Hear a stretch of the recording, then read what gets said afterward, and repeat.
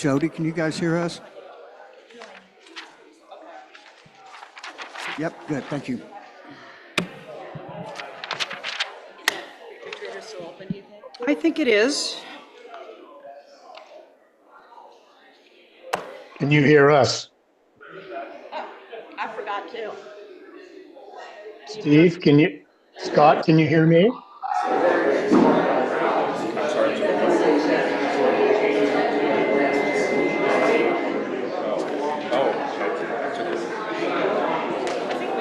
Yes, we can hear you guys.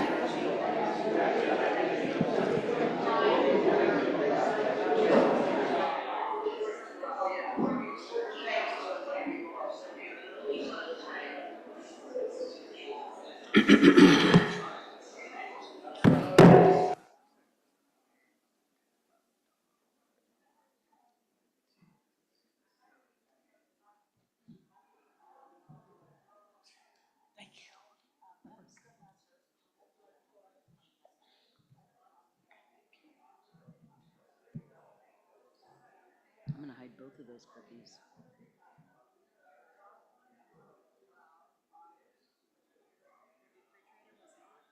Oh, I know it. I locked it. Sorry, I need one too. 1, 2, 3, 4, 5, 7.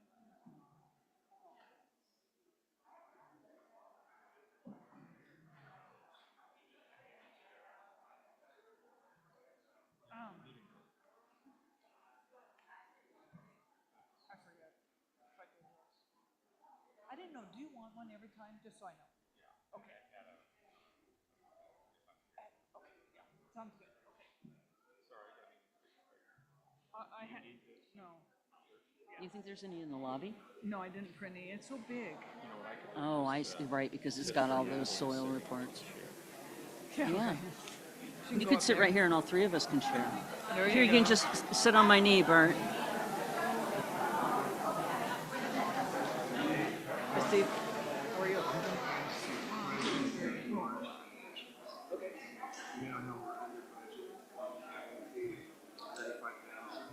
Yes. Yes. And then in your highlights, you say that Are each of these people gonna talk? We are.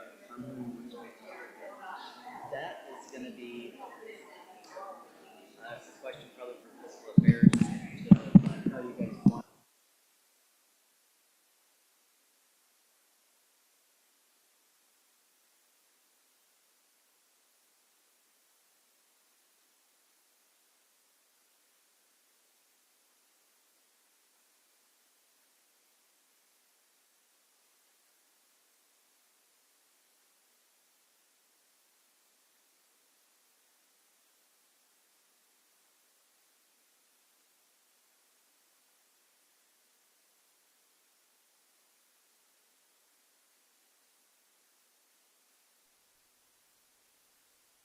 Can you hear us?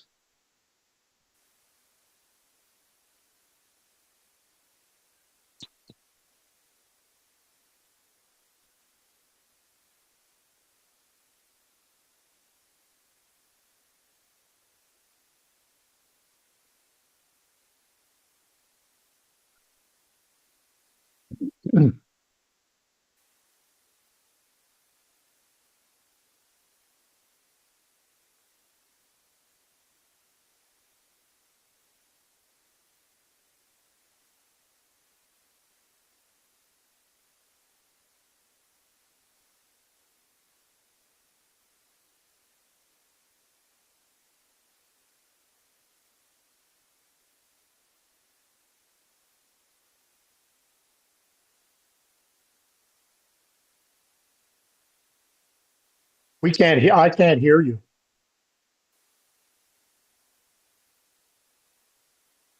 I can't hear either. Is that Christy? Yep, Yeah. that was me. I can't hear anything. I don't think they're doing anything just yet. They haven't even started roll call because Christy would have to do it. Yeah. How is it in Iowa there, Jody? Actually finally got some nice weather. I just got back from Poland and it was cold, so it's nice to see the 70, almost 80 degrees and sun. How was Poland?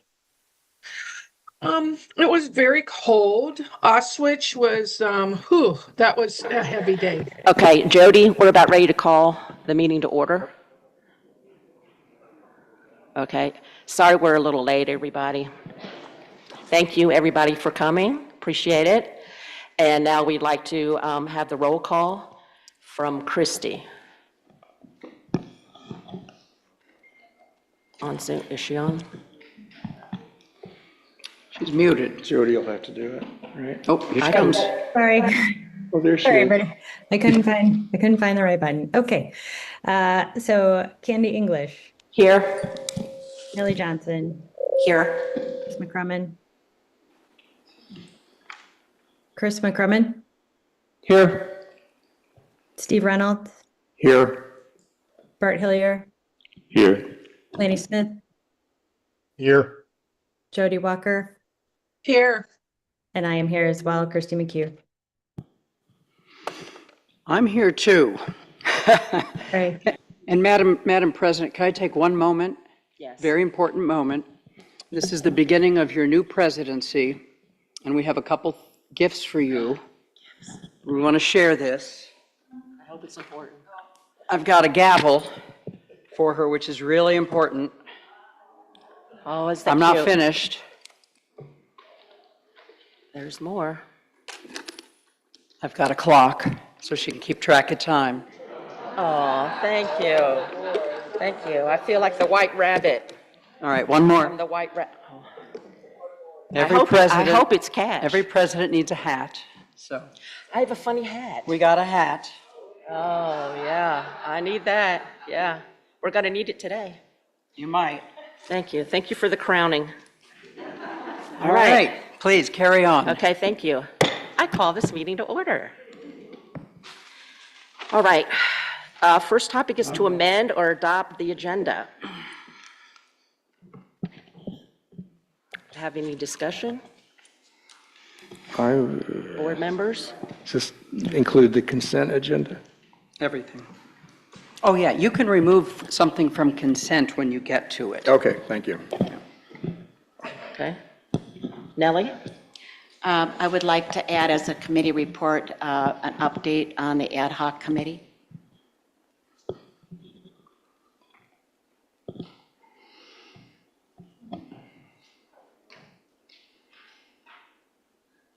Okay, do we have a second? I'll second that. Okay, Steve has seconded.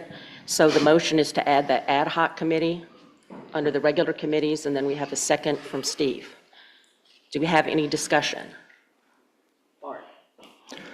I think this meeting is probably going to be long enough. I'm not sure that I see the utility of the ad hoc committee report at present. It's hard to see why a brief email to the board wouldn't be enough. Thanks. Thank you. Any more comments? Jody? Yeah. Is this just for today that she wants to add it? Go ahead, Nellie. Address that, please. I would ask that it be added when there's pertinent things to report, unless the board would want me more frequently. Yeah, and I agree with Bart. I think it's gonna be a long enough meeting. I think an email would be sufficient, but we'll decide at vote. Okay, any more comments? Okay. Can we take a vote on that? Okay. Do you want to say the motion again for me, Nellie? Was it to add the ad hoc committee as a permanent committee? Was it something like that? No, it was just for today to report on the ad hoc committee as a committee report for today's meeting. For today's meeting? Okay. You have that, Nancy? The second, okay. So let's vote on the motion to add the ad hoc committee report to today's report. All in favor, raise your hand, please. Okay, 1, 2, 3. All opposed, raise your hand. 1, 2, 3, 4, 5. Do you have the names, Nancy? Okay, so that motion failed. Now we're going to move on to the presentation. We still have to approve the agenda. Oh, I thought we did. Okay.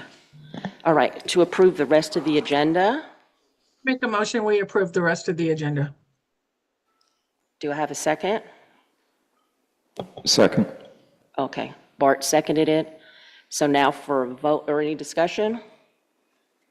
Now for a vote to approve the agenda. Raise your hand, please. 1, 2, 3, 4, 5, 6, 7, 8. Okay, unanimous. Thank you. Now on to the presentation, quarterly financial presentation from Dave Dixon, our new CFO.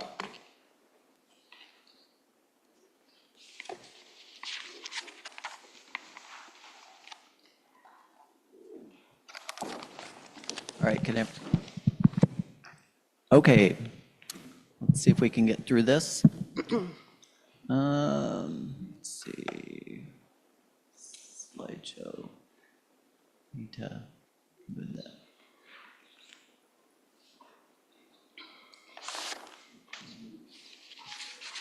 All right, this is for the first quarter of 2026. For our revenue summary, we're showing January through March that we are 1.1% above budget, and we are 3.9% above last year's revenue totals. Dave, can you be just a little louder, please? Sure. Thank you. I'll eat the microphone a little bit more. We are, for the first quarter of 2026, January through March, we are showing that we're 1.1% higher than budget currently, and we're 3.9% higher than last year. When we look at the revenue, it's just, this graph is just representing where we're at to budget currently. So we're exceeding in the recreation and the investment income, along with communications and other, but we're a little bit under in our capital revenue and our life care and transfer fees. But everything's looking pretty good.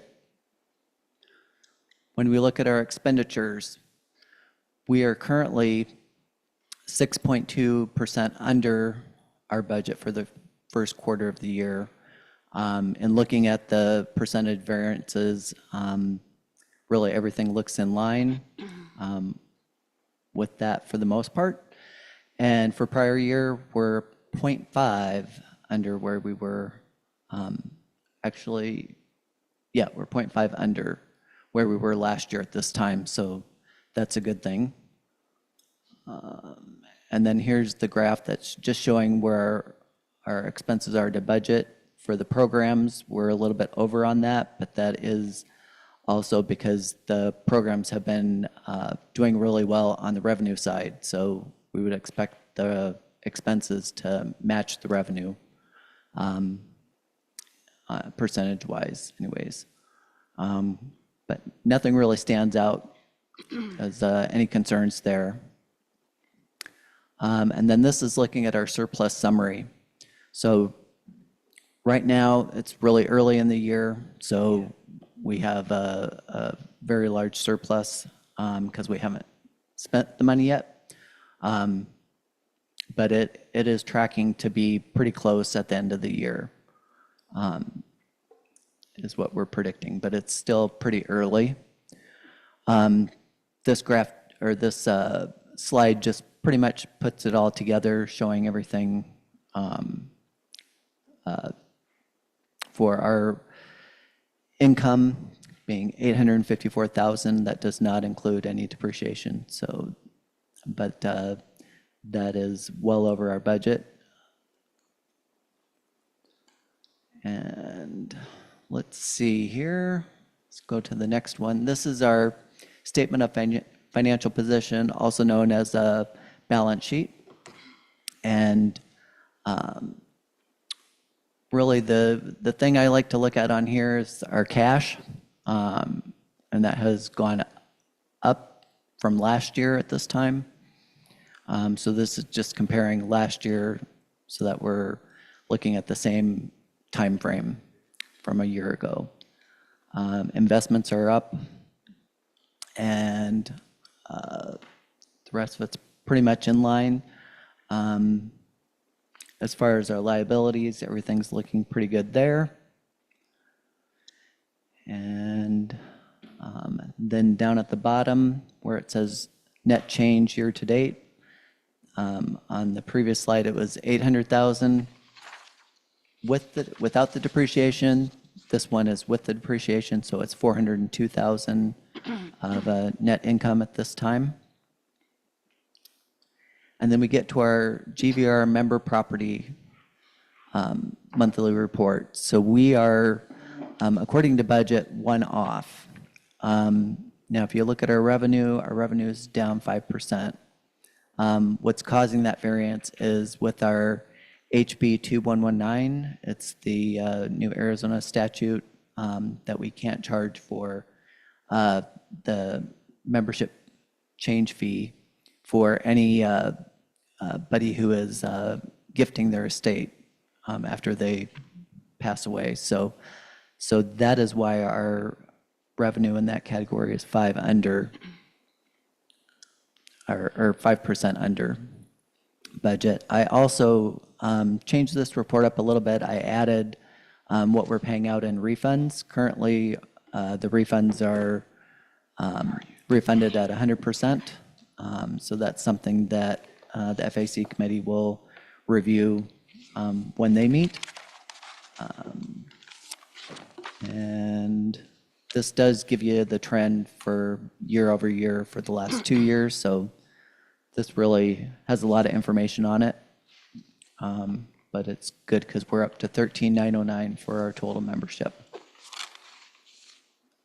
And let's go to the next one.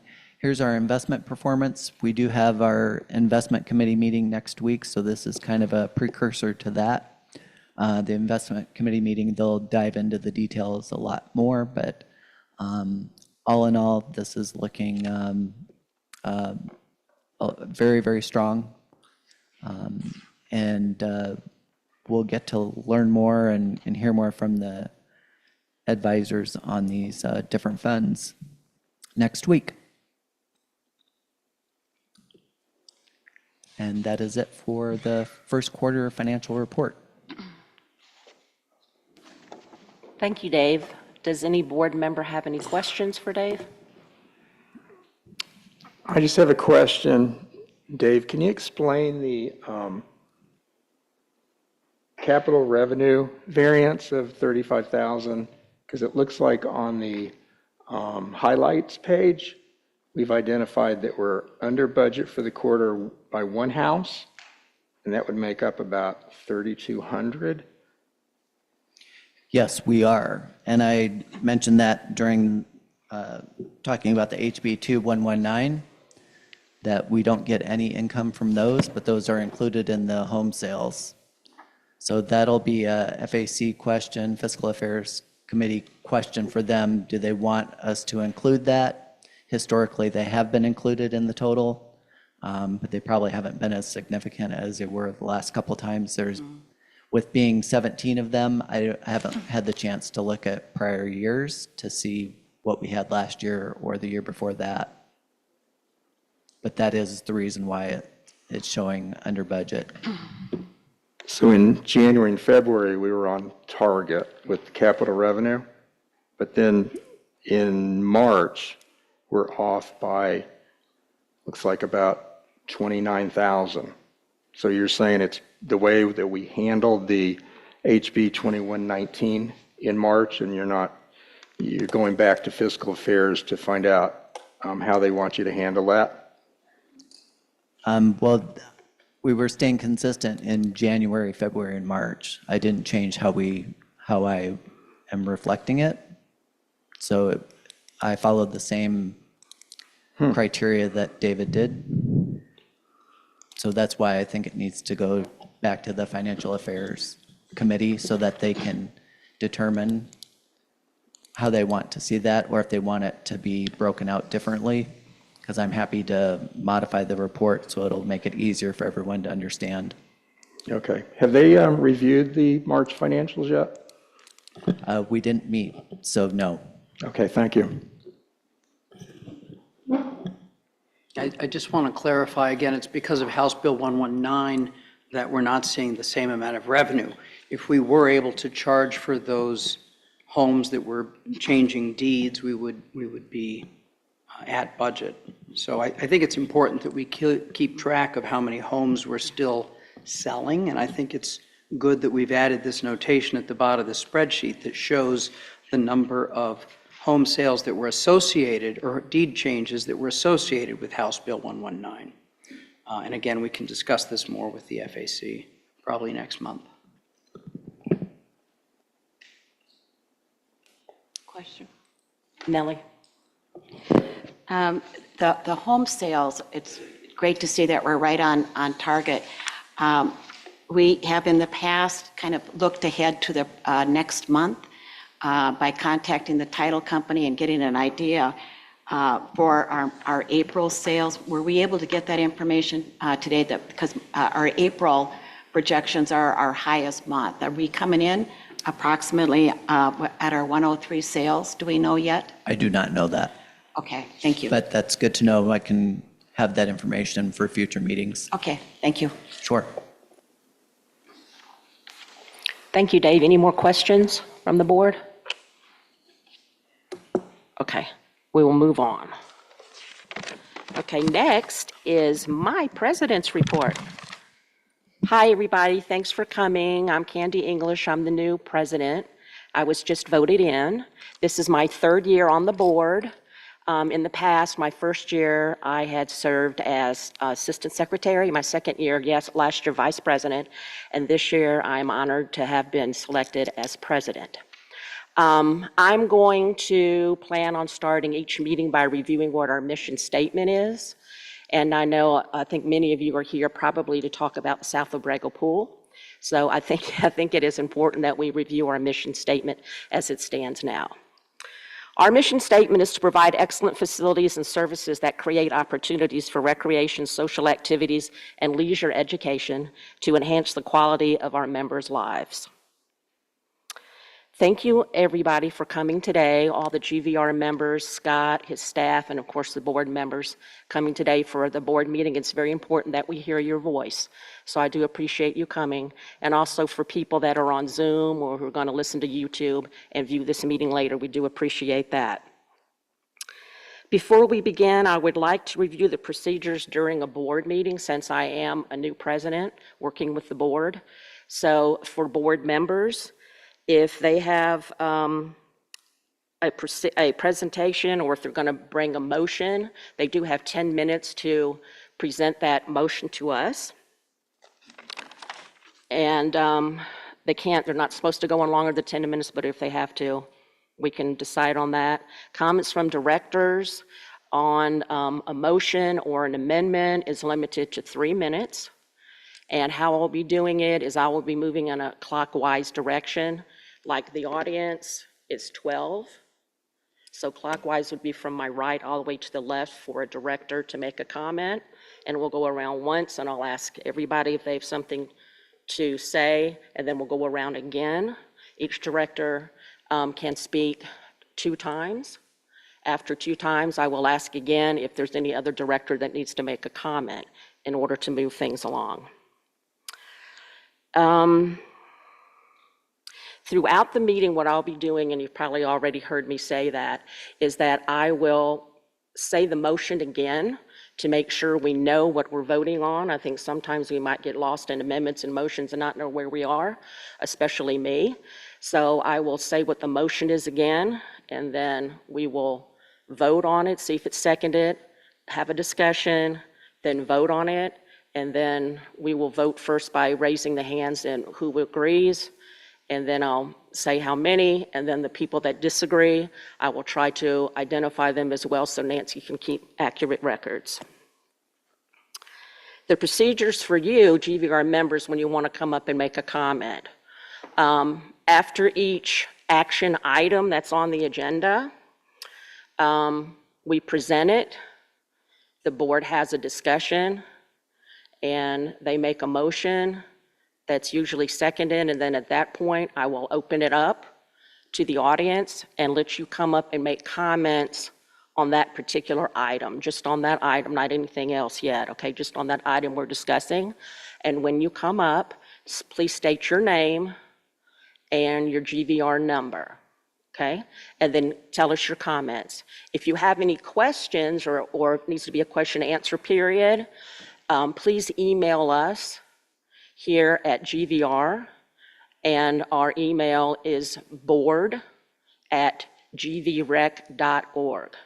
Okay, board, BOARD, @gvrec.org. And I can tell you that every email that you send, even if it's on the hotline, we do get and we do read. And Scott certainly responds. We might not get back to you and let you know exactly, that we're going to check on this locker room and make sure this is done right or whatever, but we do read every email that you send. So again, we do appreciate your comments, okay? We take them seriously. So when you come up and make your comments, you have your 2 minutes. I want to try to listen to everybody. I know there's a lot of you here today, but I vow to try to get through everybody. And then when we're done listening to the audience, then the board will go ahead and take a vote, okay? And then we'll move on to the next action item and do the same thing.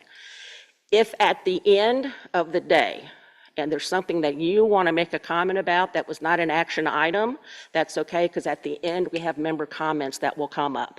So at that time, you can come back to the mic, your name and your GVR number, and again, make comments on something that was not an official action item, okay?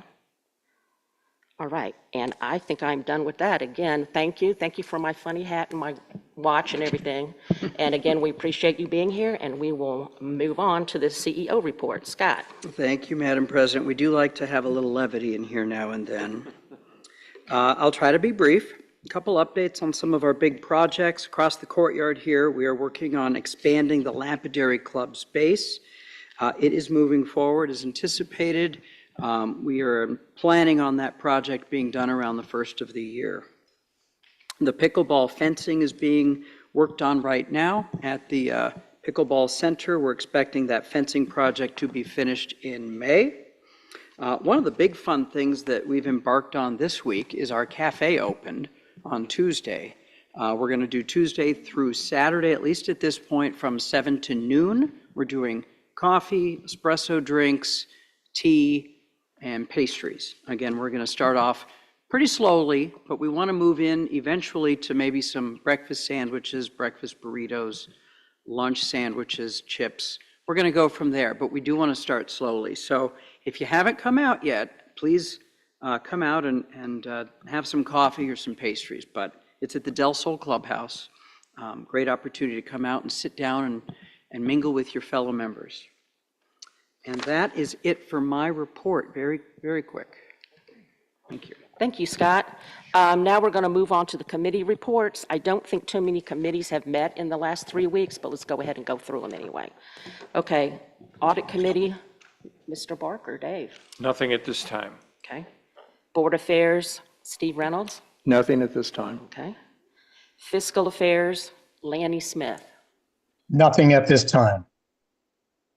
Okay, and Investments, Bart Hillier. Nothing yet. Well, that was quick. Okay. But we're just starting. Now we're going to move on to the consent agenda, which is number 7 on your agenda, and we're going to look at the minutes.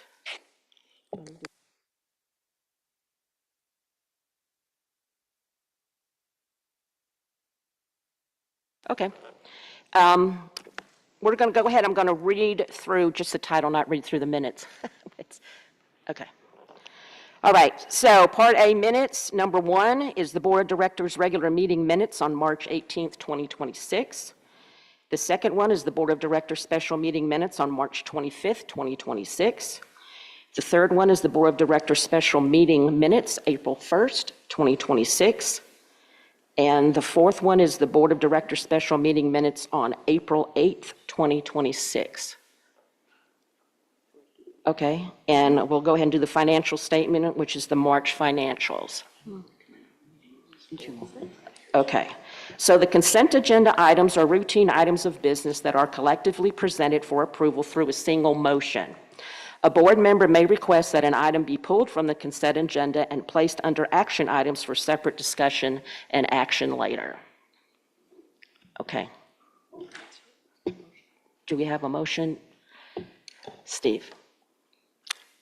I make a motion that we pull the March financials and discuss as an action item. So just to clarify, if I could, you don't need a motion, you can just request that it be removed. Okay, thank And you. then it will be Okay. removed. So Okay. we would put that under 8E. Okay. Okay, And when we get to 8E, you can ask your question. Hopefully, we'll be able to answer it. okay. 8E.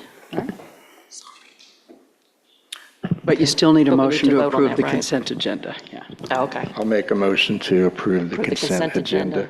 Do we have a second to approve the consent agenda? Second. Okay, Nellie seconded.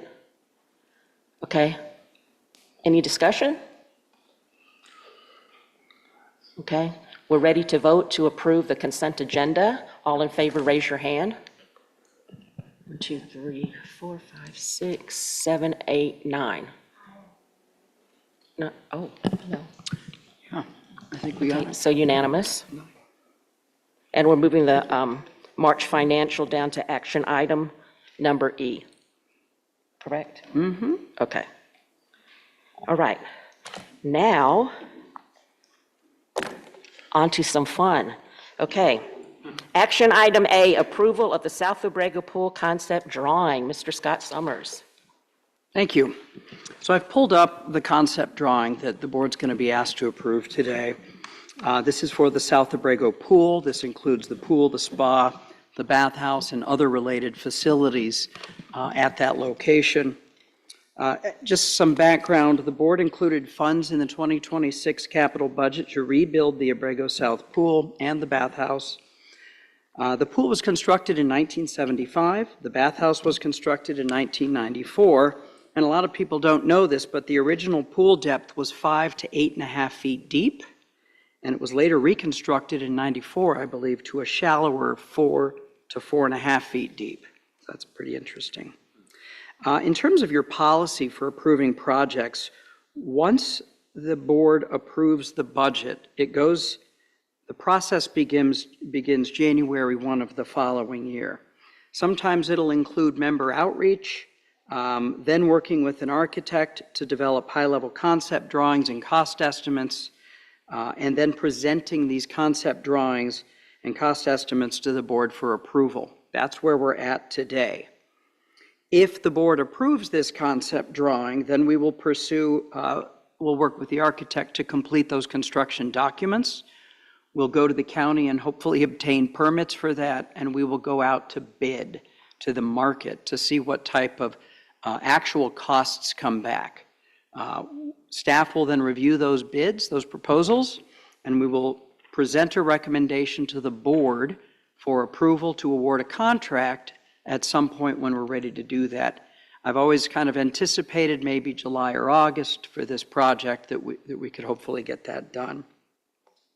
I want to talk briefly about the member outreach. A lot of you, I think, participated in a community meeting that we had at East Center not so long ago where there were quite a few members of the volleyball club and members of the neighboring HOAs that certainly have an interest and a desire to keep and maintain that pool and have it rebuilt.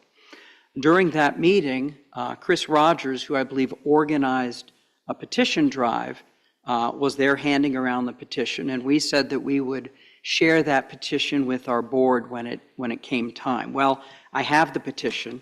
You have all probably signed this, but this is a very thick petition that a lot of you have signed. This is available for the board. We've included the cover letter from Chris P. Rogers, who is the one that organized the petition drive. And that's included in your packet. So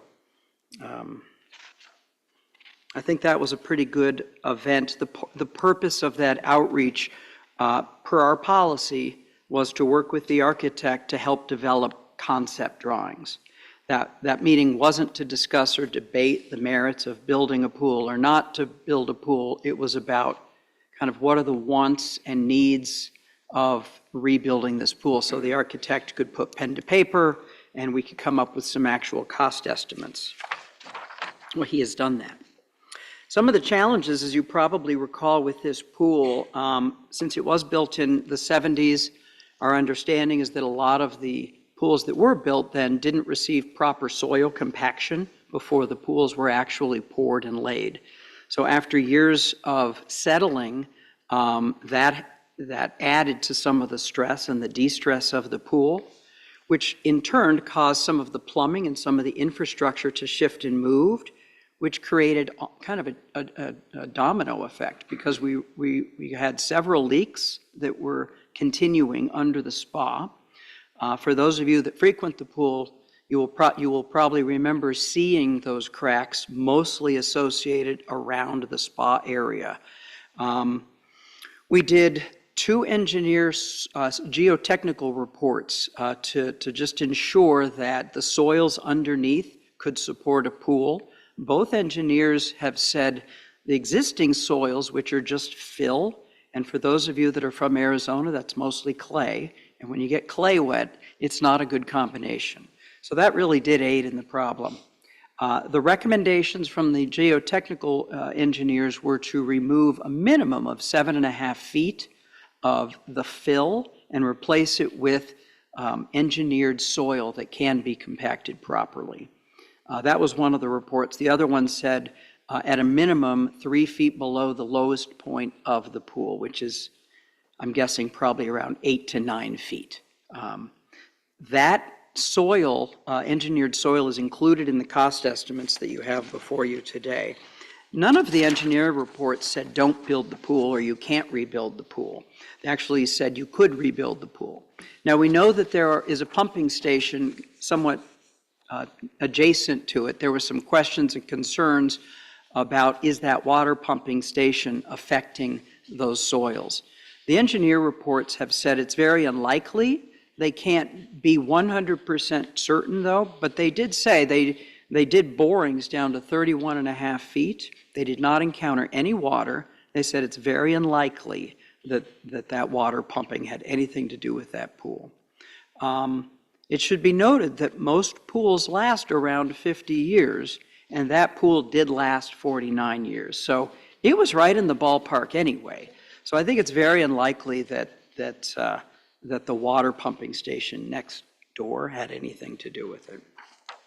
I want to go over what was budgeted and the cost estimates next. The total estimated construction cost for this project, this is the architect working with a subcontractor who builds pools, put together this cost estimate. Right now, the cost estimate's $1,164,000. The way we would allocate those dollars, and this is more important to the board than probably the members, but $942,000 of that would be allocated from the MRRB fund, as opposed to what was budgeted, which was $1.6 million. So that's a significant decrease. From the initiatives fund, which would primarily be the bathhouse, the estimate is about $222,000 versus a budget $750,000.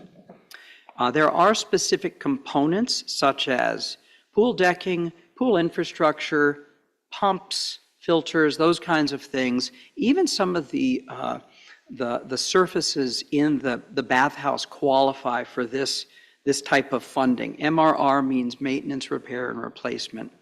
There's $139,000 in that bucket of money to offset the total cost. So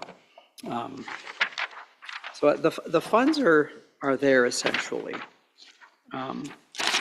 The budget a little bit more in specific. For 2026, again, the budget included $1.6 million from MRRB. That was from pools and spas. $750,000 for initiatives for the bathhouse. That total alone is $2.4 million. As I've just said, the estimated cost for this project is $1.1 million, minus the $139,000 from MRRA, creates an estimate of $1,025,000. that is actually a project savings of almost $1.4 million. That's if the estimates hold and come in from the market as we're hoping. But right now, this is good news overall. You never really know until you go out for market. But at this point, we intentionally over budgeted because we just didn't know what was going to be under that pool and what it would cost. So we looked at it as a significant contingency plan or option, which is great. It's better to have more money budgeted than not enough. I want to go through these drawings here really quick. This is very small. It gives you kind of the layout. This is the current facility right here. You can see the rec center. I don't know if you can see this. This is the existing facility, the building. Right here is the existing courtyard.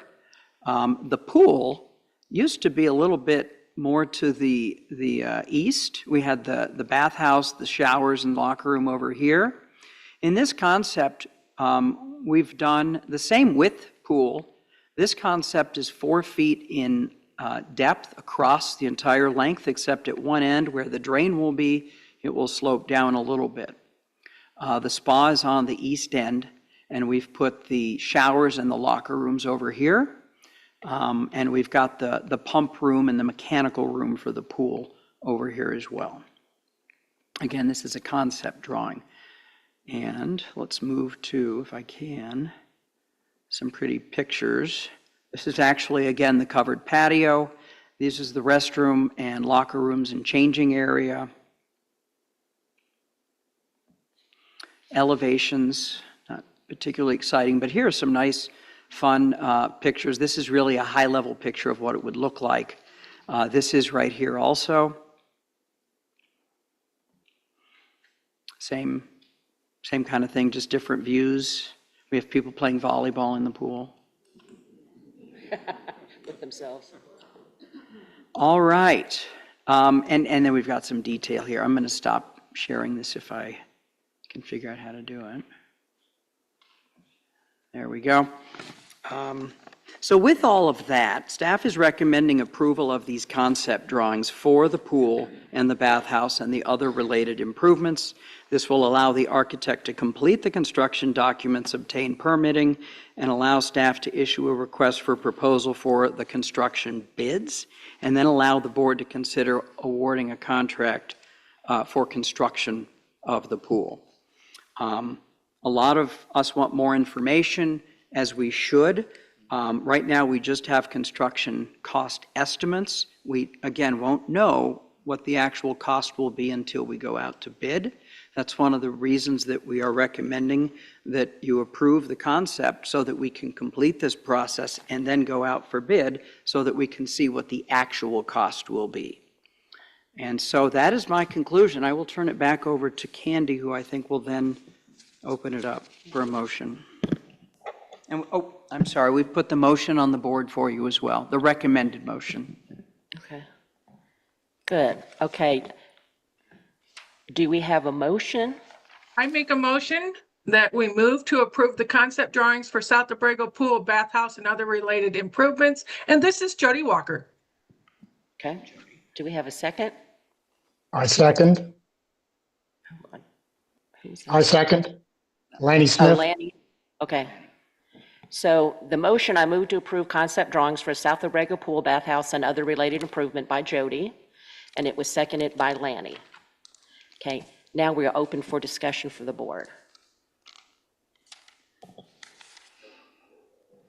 Bart? I'm very briefly, I think that most or all of the board believes that we need price tags in order to make rational judgment, and this is the way to get them. It's great news that the price tags, at least so far, seem to be under what we feared they would be. Thanks. Any other discussion? Nellie? I think as I look at Abrego Pool, I don't think we can look at it just as Abrego Pool, but also looking at the impact of all 13 pools, particularly as you look at the reserve fund. As we all know, we have aging pools, and that's important. I think the The other document that page that we want to look at is on page 113, which really talks about the asset list. And there are a number of concerns with regard to the numbers that are in this document related to the cost projections.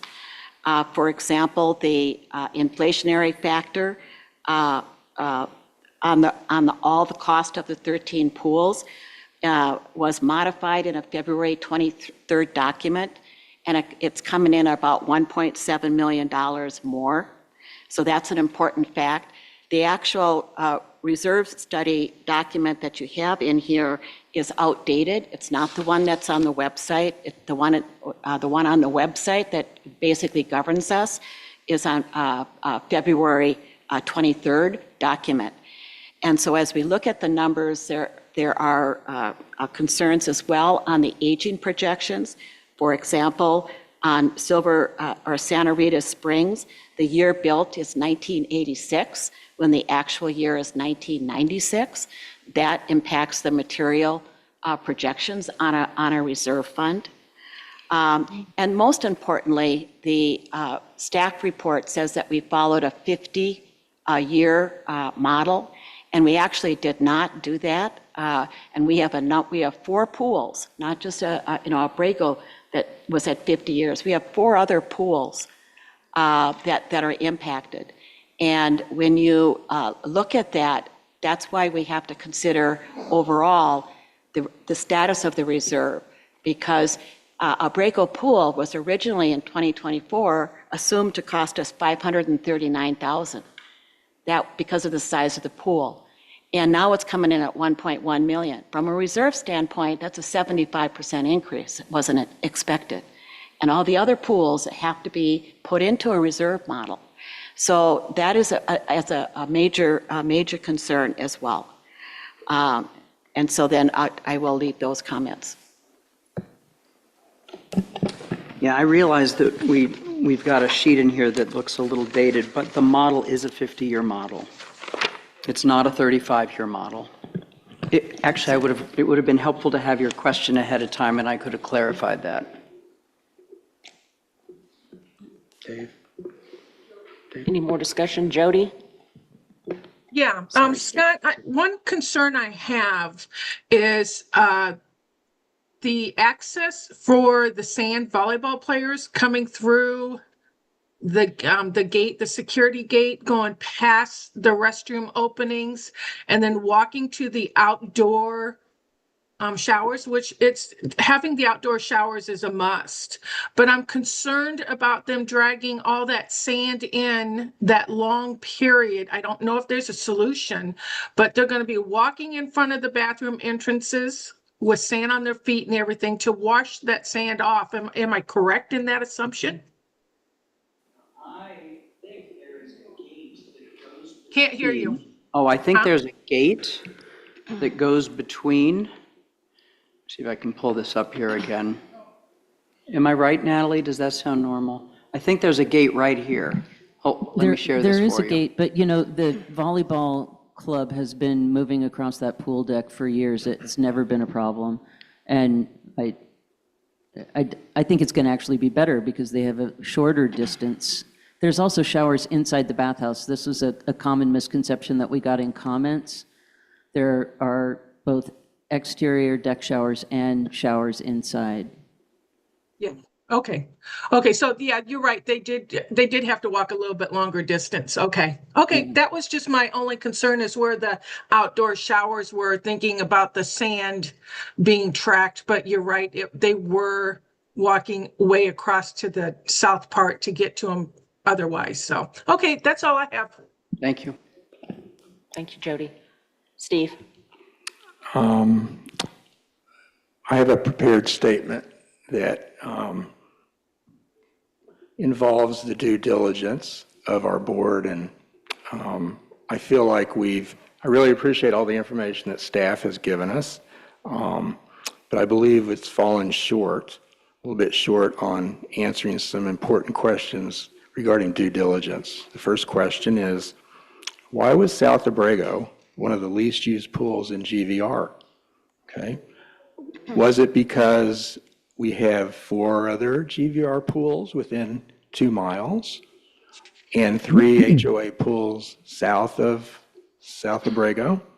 Second question is, how can we increase the pool's usage?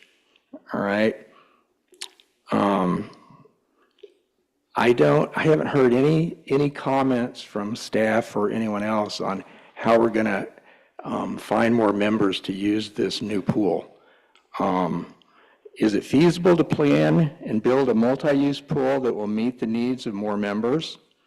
Do we need to consider working with a third party who specializes in capital development for our aquatic facilities? If we can build a multi-use pool to attract more members, what are the modifications and at what cost will we need to budget?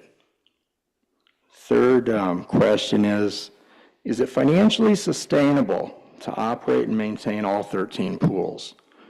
We budgeted $1.6 million in 2026 to operate and reserve our pool facilities. This is over 20% of our annual dues. Why is it important that we survey our membership? All 13,980 homes?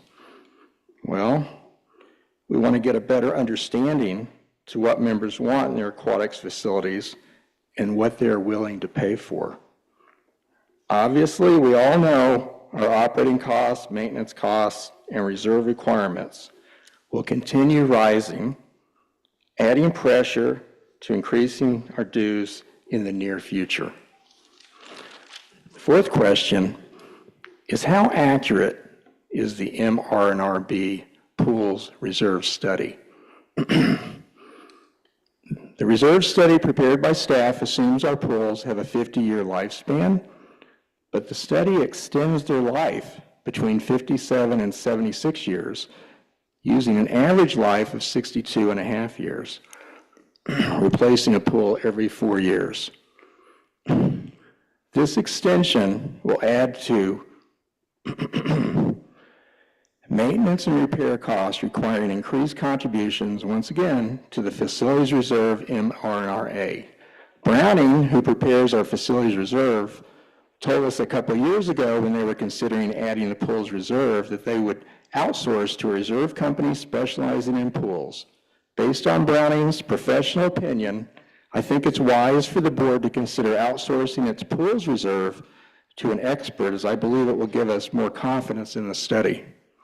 The fifth and final due diligence is, as board members, we all have a fiduciary responsibility to complete our due diligence. Because of these questions and others not yet answered, I am recommending we take a pause, postpone vote on the drawings until we have more answers and information. Thank you. Thank you, Steve. Scott has some issues to address.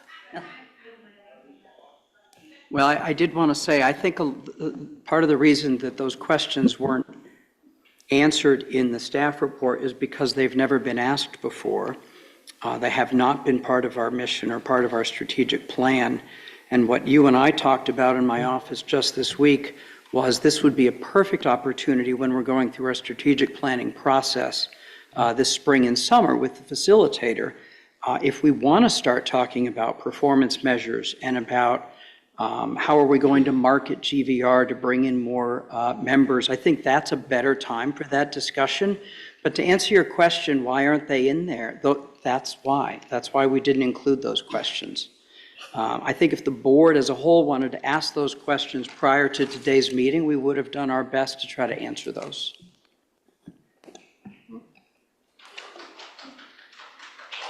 Wait just a second, Steve. Anybody else have anything over here? Do you want Nellie to go first or Lanny? Oh, I'm sorry, Lanny. Oh, wait. Candy, I'll wait. Thank you. Thank you, Madam Chair. Thank you, Steve and Nellie, for your well thought out comments. I would like to point out, though, that Andy started this meeting by reminding us of our mission, and that is to provide excellent facilities and opportunities for our membership. I do believe that Our management has met that benchmark through the engineering report, concept drawings. I believe they have met that benchmark. I also believe that from a financial perspective, GVR is in very good shape to undertake the replacement of a Brago pool.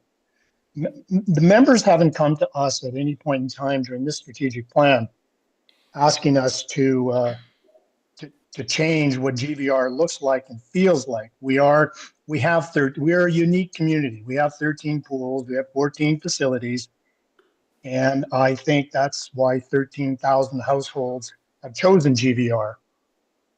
And I fully support that we move forward with the motion. And certainly, both Director Johnson and Director Reynolds make very good arguments as we move forward into our strategic plan. Are those issues that we need to consider on a go-forward basis? Should any one of our other facilities be impacted? But given our strategic plan where it is now, our mission statement, I believe it would be very prudent and wise of us to approve the plans and to move forward. I definitely support moving forward on the motion.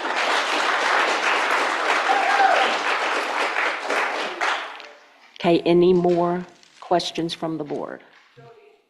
Jody. Nellie Jody, can go go ahead. ahead. Nellie hasn't spoke. I'll wait. Sorry. Okay, Nellie, go ahead. Just a follow-up on continuation on Steve's comments. On the 50-year rule, we have 4 pools that are 50 years old. If we had an adequate reserve, we would have a total of $4.6 million needed in that reserve, and we don't. So while Abrego South may be here today, Casa Paloma, West Center people would be there as well, would be there right now because their pools are over that amount. The staff report talks about using 50 years. The actual average is 62. So that's where you look at the integrity of the numbers. I understand the desire to fund Abrego South, but from a fiduciary standpoint on a board meeting, we have a responsibility to look at the overall financials, particularly for the 13 pools, and to be very honest with our members to say, if you want 13 pools, we have to fund the reserve adequately, and it's not. It's short. And so you need to support the dues that are necessary, and we're short. We have 4.6 million. We have 1.6 million in the balance. We're $3 million short. So that's an important factor, and I appreciate the fact that your pool is up for review, but from a fiduciary standpoint, and looking at the fact that there are significant factors or errors in the document that we're looking at with regard to inflation and the age of the pool being off by 10 years. So the integrity of the funds are at question. The last point is the relationship and understanding the relationship with MR&RA, which is our pool, which is the facility maintenance fund. Those two need to intersect, and the data points in our MR&RA project 60 years. So we have one that says 60, we have one that says 50. The information is inconsistent and not reliable right now. And so at a minimum, we have to do our due diligence before we move forward. And that's why I would like to postpone the decision until we have that information, and then we can make the decision there. Settle down out there. It's okay. Well, I'm going to let you talk. Okay. Any other comments? You good? You have 2 online. Lanny and Jody. Lanny. Jody's first. Oh, okay. I'll go ahead and talk. Jody. Well, first off, I kind of find it, I got to be nice here, disappointing that this subject about our reserves is coming up now. 2 years ago, I sent an email to this board before I was even on the board that our reserves were underfunded. And last year's fiscal affairs increased it by 7%, which equated to $4,000 increase on the pool reserve fund. That's all that we got at that time. And now you're raising this issue from your standpoint to stop moving forward when this was brought to the attention 24 months ago. We have got to stop. I believe, again, with our mission statement, a good percentage of the people that come down from the cold see our website, they see a heated pool, and they come down because they can get in the pool in December, January, and February, and draws a lot of people to this community. We have current assets, and not funding our assets or repairs is just plain wrong. Taking away services that we currently have that are already in place, I think is just a, I don't know what's the word. I'm emotionally charged right now. It's just disappointing that this board would even consider that. And the fact that we are saying that we don't have enough money in the reserves, then we need to fix that. And why wasn't it fixed last year? So I think we need.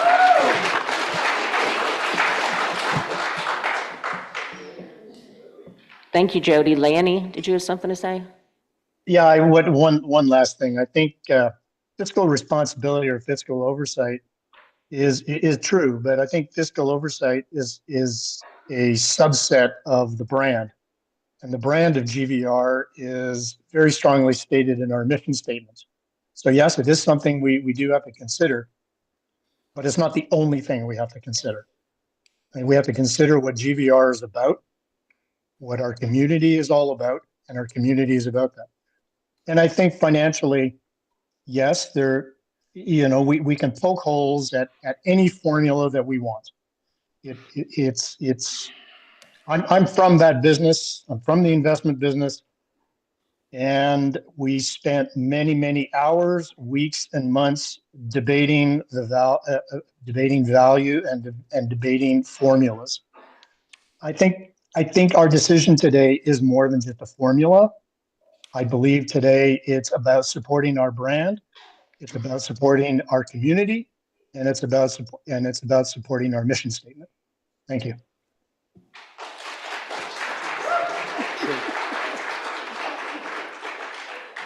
Okay, Scott has some more comments. Thank you. I did want to point out again the memo. This was on page 106 of your staff report, attachment 6. This is January 26th, and Director Johnson's correct. There was a February memo after this. And I appreciate what Lanny said. I think it's very easy to poke holes in documents or data if you don't agree with it or if you don't agree with the assumptions. In this case, staff feels confident, even though there may be some errors here and there that I think could easily be corrected, but I think it's marginal and insignificant. The data does show, however, that we can comfortably replace a pool every 3 to 4 years based on current funding, based on the current fund balance. We could even replace the oldest 4 pools with every 2 years. And when we would get to the 5th and subsequent pools, we would have to replenish the fund balance of that. But I think the information is very clear that we can very comfortably replace a pool every 3 to 4 years.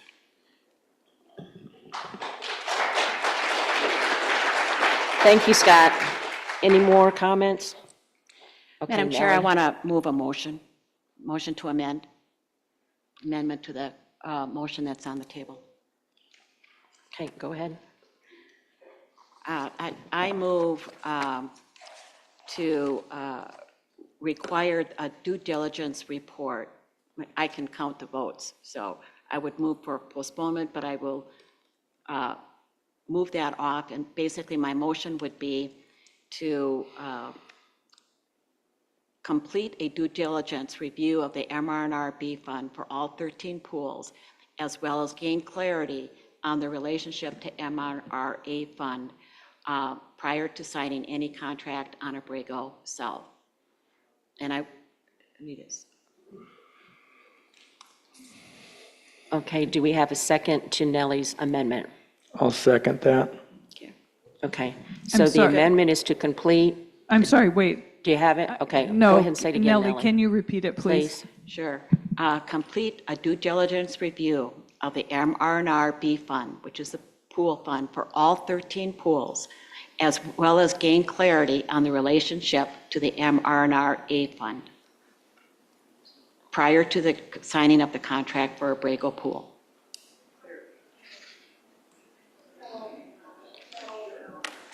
Okay, do you have that, Nancy?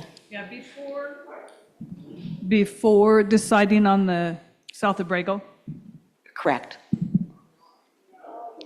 I think it was before approving concept plans, because that's what you're being No, asked to before do. including the the drawings? Before the contract. Oh, before the contract.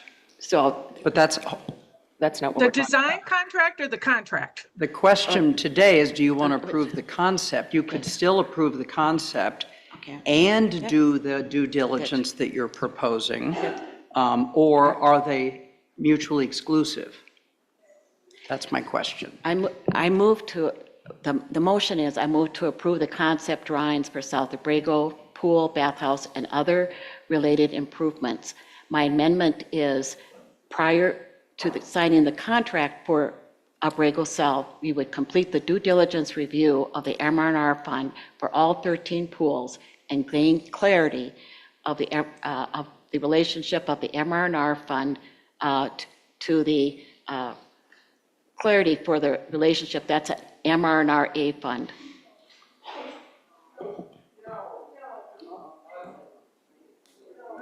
Hold on, you're almost up, guys. You really are. It's okay. And I'll speak to my motion.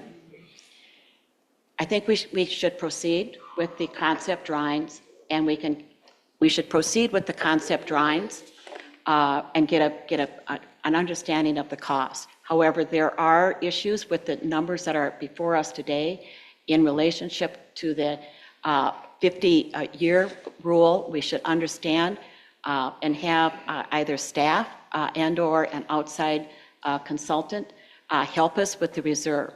In our MRNRA fund, which is our facilities fund, that is done by Browning, which is an outside expert reserve analysis. We don't do that for our pools fund, and it's not this board's or anyone else's fault. That was a prior decision made in 2016. So the issue that was raised by Director Walker, we have as an FAC committee in the past 2 years brought in and looked at these reserve funds. In fact, we had a separate board meeting in February of 2025, and we set separate targets that we needed to meet.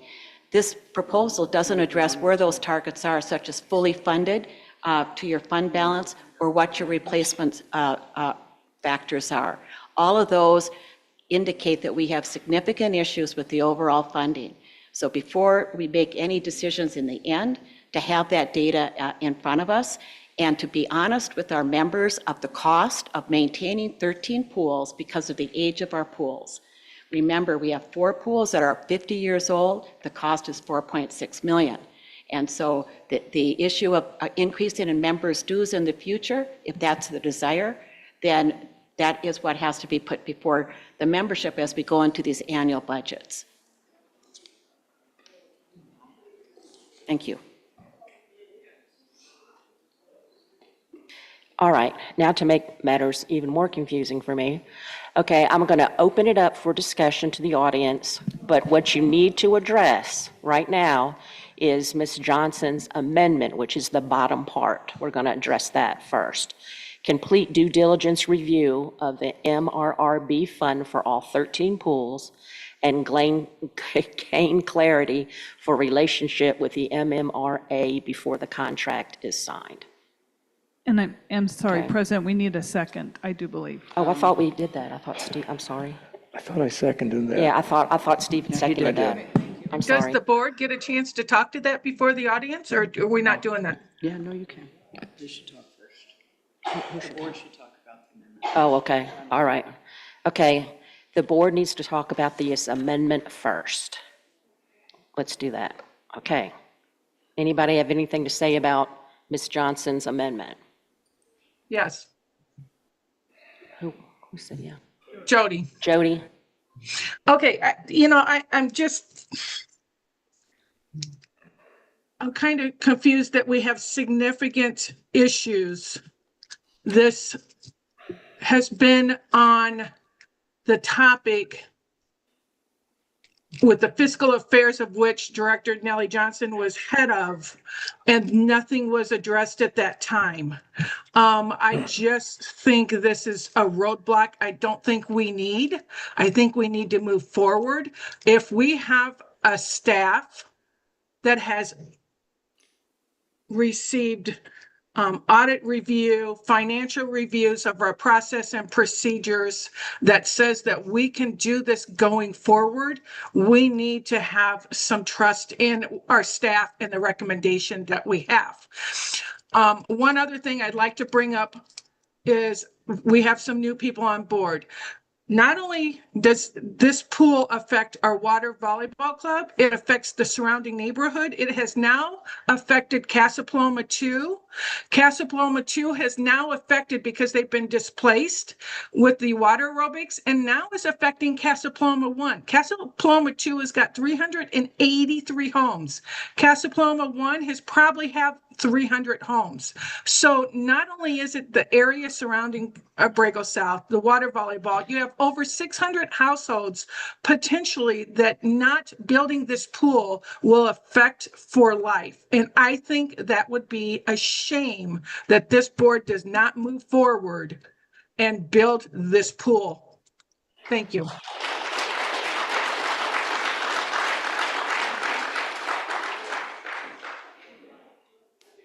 Thank you, Jody. Okay, Steve, do you want to say something? Yeah, Jody, I just wanted to remind you that the Pools and Spas Reserve was created when East was rebuilt. So that reserve is only 4 years old, and we don't know why there was no pools reserve before that, but it was a big mistake, and we're going to be making up for that over the next, I would say, 25 years. And that's one thing that we can't do anything about. And I'm sorry about that.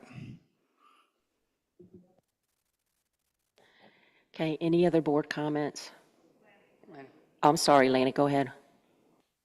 Thank you. I have a question for Nellie. Nellie, I'm trying to understand the connection between your motion and the approval of the concept drawings. I failed to see, and then, yeah, I failed to see the connection here. The concept drawings look at potential costs of $900,000 to the reserve fund, and also raises, and that raises questions about the nature of the reserve fund overall and the adequacy of it.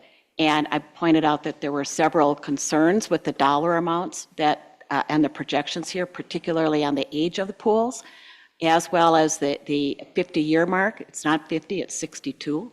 Those are material issues. So if we were, I support moving forward with the concept, but as we move forward with this concept, I would want to look at the where Abrego South fits into the overall due diligence with regard to the remaining 12 pools. That's the tie. I have a follow-up. Okay, guys, this has been going on a long time. Okay. Is it? Can we go ahead and have the audience come up and comment on the amendment? Well, I don't, okay. All right, guys, again, we're going to start with the amendment from Ms. Johnson and Mr. Reynolds, complete due diligence review of the MMRB fund for all 13 pools and gain clarity for relationships with the MMRA before the contract is signed. So if you have a comment about that amendment, please come up and state your name and your number. Thank you.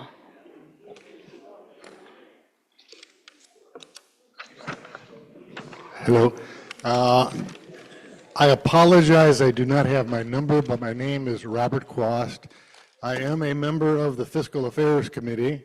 I appreciate the comments made by Directors Johnson and Reynolds, and I would only like to remind all of the directors that should you go online, review the minutes or the postings of all of the Fiscal Affairs meetings, everything that they are discussing today have been discussed by the Fiscal Affairs Committee through time.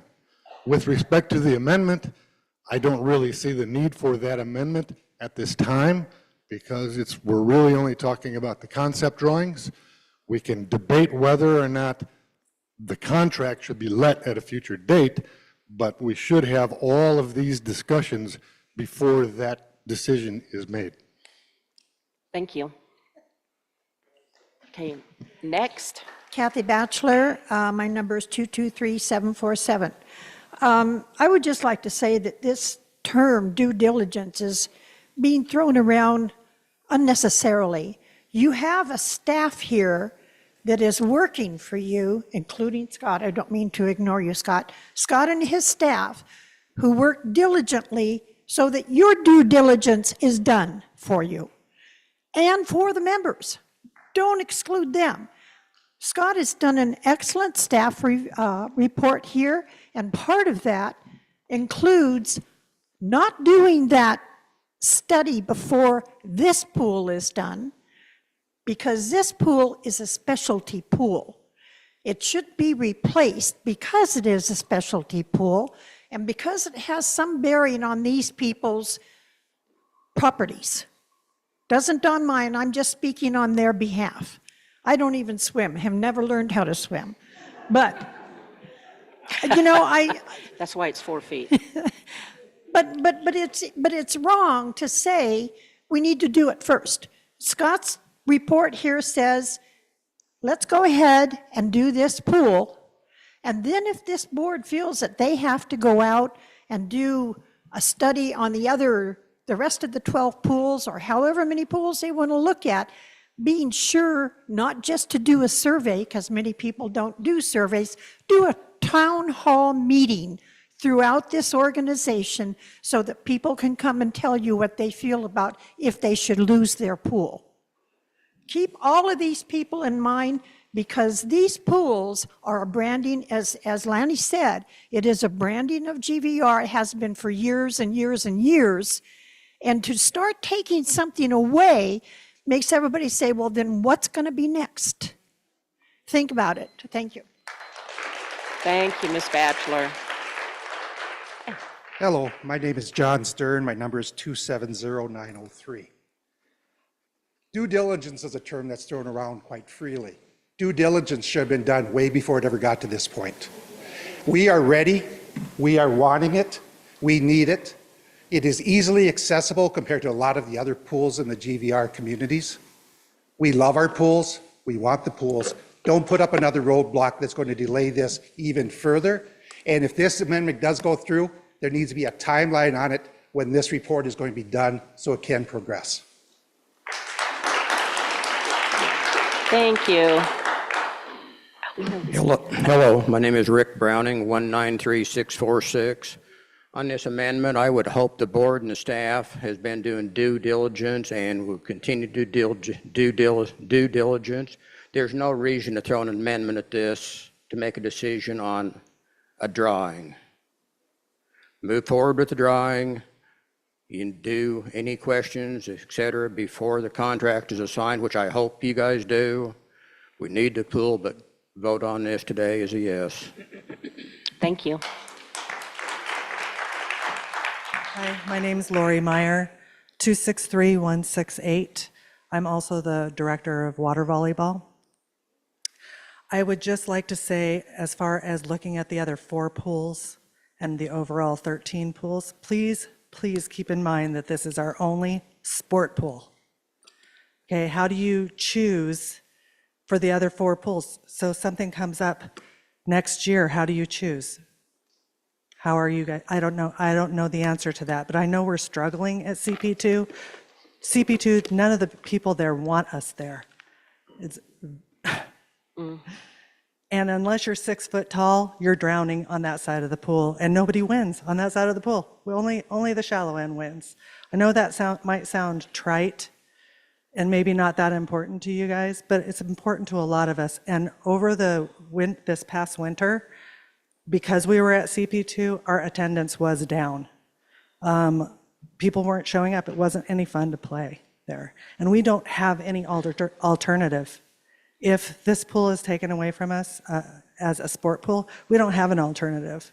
And we can't stay at CP2 forever. Thank you.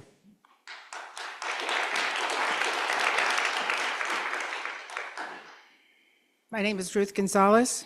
My number is 225813, part of Green Valley. I have to say that I think this amendment is a coattail amendment. It is not concise with what we're here today.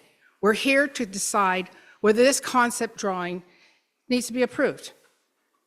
This is a second meeting on whether we have to do a due diligence review. I think it needs to be split and have the two where we could come again as a community and decide on this. But just to group it up, this becomes a good reason to drag your feet. I know because I've done it before. This is a really good example. It needs to be split. It is not at all congruent with what's going on today. Thank you. Thank you. Beth Dingman, 242953. Again, we'll reiterate what Kathy said, that the due diligence has been done by our staff. They put a lot of work in it. I trust them that they know what they're doing. And it seems to me any delay does 2 things. One, it increases costs automatically. Prices are continuing to go up, so I don't know why you want to drag your feet on actually getting this pool started by doing the drawings. And the second is, you know, if we bring in experts, that's even more money that we're adding on top of it, and then you get to say, oh, well, that's too much money. We know the money is there right now. So, and the other thing is, if you can't justify this pool, if you say, well, I don't know about this because of this MRNB fund, and then when the next one comes up, how do you justify that one? And are you intending to continue to let the pools just go and we have a bunch of dog parks in their place? Thank you.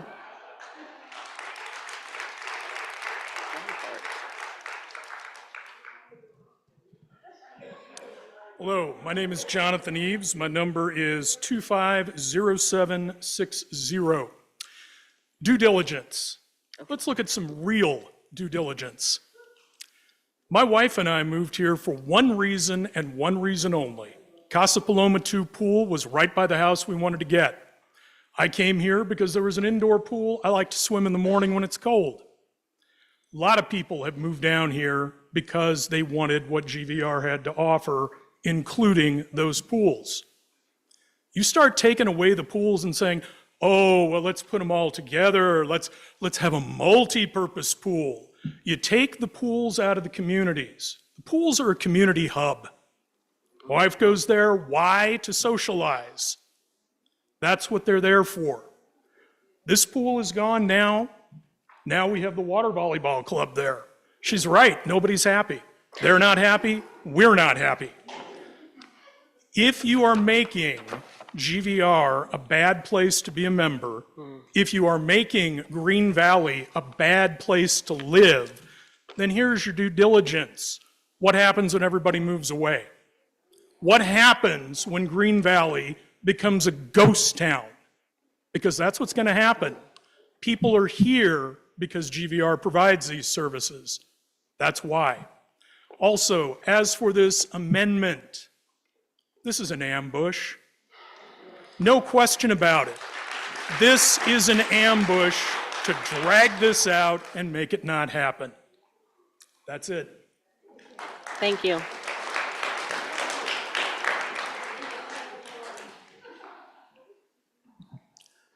My name is John Carlton, 199373. I think you put the cart before the horse on this approving the concept drawing. As I look at it, on the south side, the road runs straight.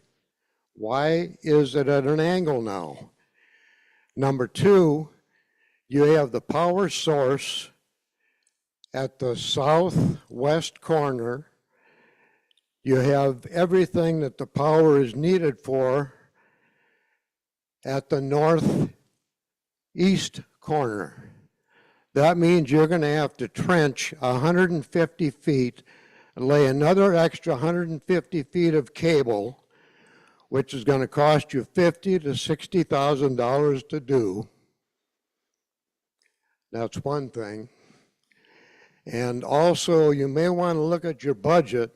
There's an awful lot of brand new vehicles out there that the staff and possibly you people are driving. You're supporting Jim Click quite exclusively. I had one other comment, but I forgot what it was now, but thank you. Thank you. Hi, I'm Chris Tremaine. My number is 270133. It's actually the number of our VRBO house that we own, which is the second home that is dependent upon the Abrego pool for service. I just want to say I appreciate you, Madam President, and the board for always giving us an opportunity to talk about these things. I appreciate your concerns with your amendment about doing due diligence. I disagree with your amendment. Our renters have not taken advantage of GVR usage in our VRBO since the pool has been closed. Now that should speak to you directly because these are snowbirds coming in to use facilities and they're not using our facilities because there isn't a pool. I personally live right next door to the Abrego pool at 1625 South Abrego. Our VRBO is in the Sunset Vista Point, down on Abrego and to the right. And they came to use the pool. We have renters that did not come back this year because of the availability of the pool. Not only will our property values go down, but I agree, Green Valley Rec is not meeting its mission statement if we do not follow through on your plan to rebuild the Abrego pool. So I'm asking all of you to please follow your mission statement and get on with approving the concept drawings without this amendment. I appreciate your right to make it, but I feel like at this point it's a little manipulation. So thank you. Thank you. Hi, I'm Mandy Vernalia. My number is 080711. We need to pull that down for her. There you go. Okay. Okay, I'm only going to address the amendment because that's what we're supposed to be addressing now. Okay, the amendment would probably postpone our work on the pool for 2 or 3 years. And that may be the end of the pool. I'm in favor of building the pool. I think it sets a terrible precedent if we don't do that. But I think that the due diligence, that should be done. It's altogether different topic than the topic of the South Abrego pool concept drawings. Thank you.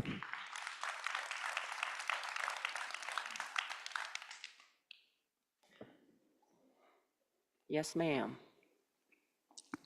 Hi, my name is Geraldine Gardner and my number is 183348. I do believe that we need the pool. I moved here to Green Valley because I have a friend lives here. She talked me into coming here. No, not really. There were so many things here that you can do. And the pool was great. My house is south of the pool by the second house south of the pool. Really made it convenient for me to walk over there. Plus, if they don't have a pool there and I'm going to have to sell my house, I'm not getting any younger. I'm getting older and I'm going to have to sell my house. What's that going to do to my cost of my house if there's not a pool there and they know that there was one there? I feel as though we should have a pool. And I thank you very much for listening to all of us. Thank you. Yes, sir. I want to thank all you people for giving us this forum. Scott, you're a pleasure to work with and all that. I have a question because this is bothering me. I sat at that pool 6 months ago, 7 months ago, and Steve sat at that hot tub, and he said it was the best pool in the place, and this, and now he's stabbing us in the back. I'd like to know why, Steve. Can you answer that for me? Or try to? No, sir, we don't need to answer questions, but thank you for your comments. Okay, but Thank again, you. the rest of the board, Yes, sir. I really appreciate you, and Scott, you're the best. Thank you. Oh, well. Well, we could argue about that. Yes, ma'am. Hi, Laura Lee Macala, 101778. I am not interested in the amendment being added to this motion. Here's the thing, in listening to both of you talk about why you think the amendment is important, within it is some flawed logic in my mind. You said that pools had a lifetime of 60 plus. That seems to me that this due diligence is not important right now because the other 3 pools conceivably will last longer. Number 2, there is money in the budget for this given whatever happened in the past with whatever funds. So in a good faith and to fulfill the mission of GVR, I don't know if I'm doing the right thing or not, but I think the amendment should be scrapped and we should just approve the concept drawing and move forward with the money that's in the budget and then do the due diligence for the other pools, and all the other pools you have time, if indeed the life of a pool is more than 50 years. Thank you. Thank you. Okay, I'm assuming that is everybody commenting on the amendment, so now the board is going to take a vote on the amendment. Okay, the amendment again is complete due diligence review of the MRRB fund for all 13 pools, and again, clarity for relationship with the MMRA before the contract is signed. Okay, all in favor, raise your hand. Okay, that would be 2. Thank you. Okay, all not in favor, raise your hand. Okay, 1, 2, 3, 4, 5, 6, 7. Do you have that, Nancy? Okay, you're quite welcome. Okay, now we're going to move on to the first motion and open it up to the audience. Correct? Correct. If you have something new to say, If you have something new you please. want to say. Okay. Might want to repeat it. Okay, of course I'll repeat it. Okay. Okay, the motion for the South Labrego Pool concept drawings. I move to approve the concept drawings for the South Labrego Pool bathhouse and other related improvements. So, well, hello again. Hello again. So if you can keep your comments just to that motion, Yes. thank you. Beth Dingman, 242953. I just want to point out that at the time, if this comes up for final approval during the summer, I just wanted to point out that you should be remembering all the people who are here now, who might not be here to show up for that vote because we're not here for the summer, or some people are away on vacation. I just wanted to point that out. And again, to say, in line with our mission, that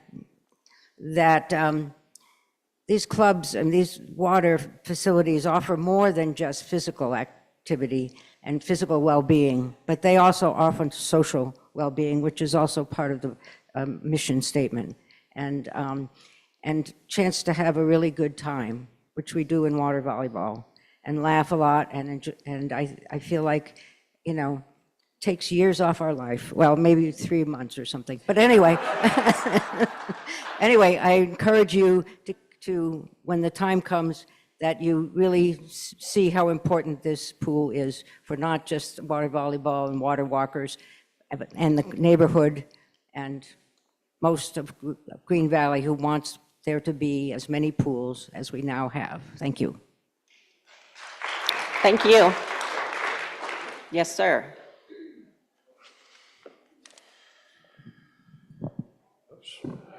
Uh-oh. First thing I do is break it. Equipment failure. Anyway, my name is Dennis Vadnais. My GVR number is 234611. And at this time, I'm president of the Water Volleyball Club. The first thing that I want to do is that once we lost our pool in June, we reached out for help from GVR, and we asked for the best pool that was available, that was the most conducive to our club. And I have to thank Steve and everybody else that helped us do that, because we wouldn't have a real good place to play. And the way it was, we lost some people because it just wasn't conducive because of depth and so forth. I do want to thank everybody for that, because without that, we couldn't have continued playing. And even now, it is a little difficult. The one thing that I want to address about this pool is, yes, it's conducive to us for volleyball. And the one thing that we don't seem to talk about too much is the fact that there are people with mobility issues that have no other option where they can socialize, meet people, and get some exercise. A shallow pool will meet those needs. It's imperative that those folks have a place to go. And I think that's the most important thing that we have to look at this point. And I understand everybody as far as the cost of the housing. I understand our needs and our concerns, but I also have to look at the entire community, because I don't think that we are taking them into consideration, because we are no spring chickens. Well, I am. Thank you. Thank you. Yes, ma'am. Hi, I'm Colleen Estalis. My number is 197569. I am not a volleyball player. I am not a water aerobics person, but I do live in this neighborhood.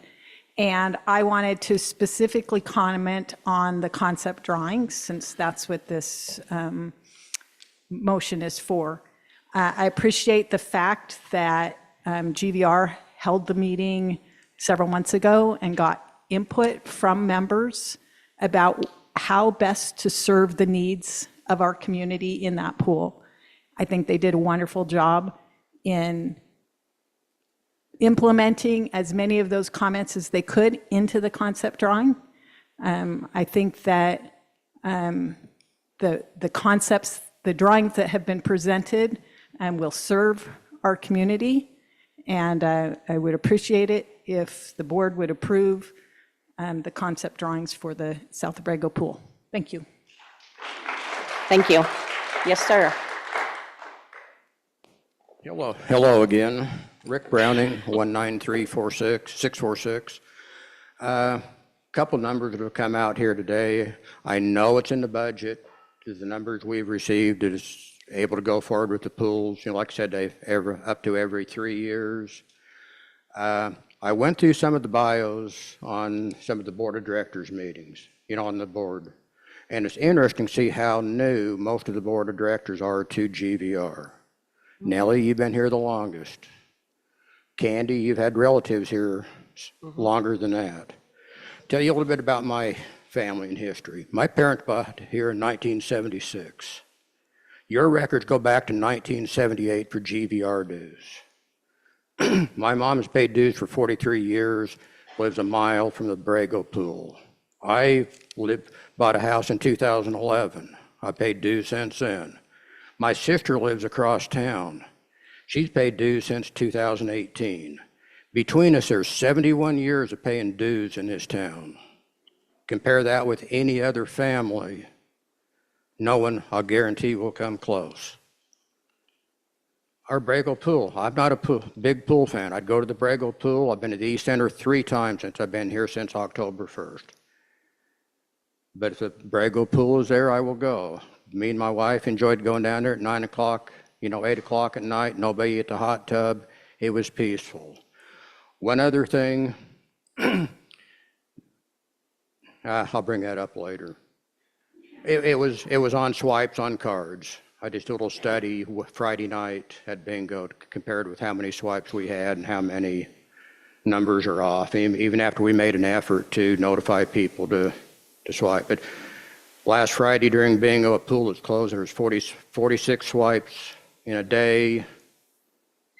If you do that, that's more swipes. And this board and GVR was saying that pool had in a year of over 7,000 uses with the pool closed. So it's being used. Anyway, thank you for your time. Thank you. Yes, ma'am. Hello, my name is Suzanne O'Mara. I'm sorry I don't have my number with me right now, but I can submit it later. I am in the South Abrego Pool area, and I wanted to put in a word for the South Abrego Pool aerobics class that meets on Mondays and Thursdays at 9 o'clock in the morning from 9 to 10, and they've been doing this for over 30 years. And we are now at CP1, and they're not happy that we're there either, but they're very accommodating and come either earlier or after. But I'd like to say something about the concept of the pool for the aerobics class and for people who are a little bit challenged, that maybe part of the pool could be at 3 feet, the very end, and maybe part at the end at like 4.5 feet, instead of just, I know the volleyball people, I know they're really strong with it, but I'm just wondering if there was some way that maybe we could, accommodate some of the other people too. And also bars along the side for wall exercises. So thank you for your consideration. Thank you very much. Thank you. Yes, ma'am.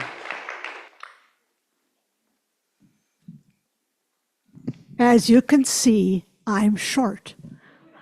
I'm Marlis Fitterman, 260-326. I would like you to reconsider the depth of the spa, because you have the depth of the spa at 4 feet. At 4 feet, it's up to here. And when I go to sit down in the pool, it's over my head. And I really would like to have the pool not quite so deep. So if you'd consider that in your concept, but I certainly approve of your approving the pool. Thank you. Yes, ma'am. My name is Ruth Gonzalez, 225-813. Could I ask to bring up the picture of the pool drawing one more time? I'd like to see what the entrance steps are and if there's something at both ends. Because if someone gets tired at one end, you got to plod. It's a little longer now, right? You're making the pool longer? Yeah, the concept is 60 feet to 70 feet. The width is the same at 30 feet. Well, then, if somebody, we're not kids, so, no, I'm not. So if you get kind of pooped out at the end of that pool, you got to wade all the way up to try and get out. Is there any sort of thought about being able to have some place to get out at the other end? And I'd like to know what your steps are for even entering it. Yes, thank you. I didn't see anything when I was looking at that. Scott, do you know where they are? Well, I think they're on each end. They're I don't see, I heard someone said it's going to be a quarter or something. If we go to... Right, they're 3/4 circles in each of the north corners. So it's a 3, see that? I think that should be kind of thought about, maybe. Because if it's 3/4 and you have the handrail, that still only leaves really, here we go. honestly, just that particular There you footstep, go. that quarter. No, there's two. Yeah, see how it is? I don't know if everyone I like it at both ends. I didn't see it at that, what I got, but I just think it should be thought about whether that's really useful, where you've got that. That's only my point, is going in and out, the entrance in and out. Thank you. Thank you. Yes, sir. Daniel Perikowitz, 266372. Daniel Perikowitz, 266372. Just a quick question. Is there an entrance into the pool area at the rear parking lot? From where? You know how you have the rear parking around the back? Yeah. If someone was to park there, can they enter through there? Or Not from the back, you still have to come in the side. You can come in the side, there's a Okay. gate. So kind of walking through kind of between the shuffleboard court area, which is right where the parking lot is, and then into the pool area. Okay. I was just wondering if there is a consideration maybe to put a gate over there as well? There could be. Yeah, my only suggestion. Thank you, we'll look into it. Thank you. Yes, sir. Keith Henley, 261318. The only comment I have is I'd just like to see the spa a little bit larger. Just so that, I've had situations before where it's the way it's set up, and that tight rectangle gets pretty intimate if you have more than about 4 people in there. And not a lot larger, just enough to where you can maybe comfortably seat 6. Because there's been a few times I've been there, I just couldn't get in because it's just too busy. That's all I have to say. Thank you. Thank you. Okay, is that all the comments from the audience? Excuse me, Madam President, we have 2 comments online. Oh, okay.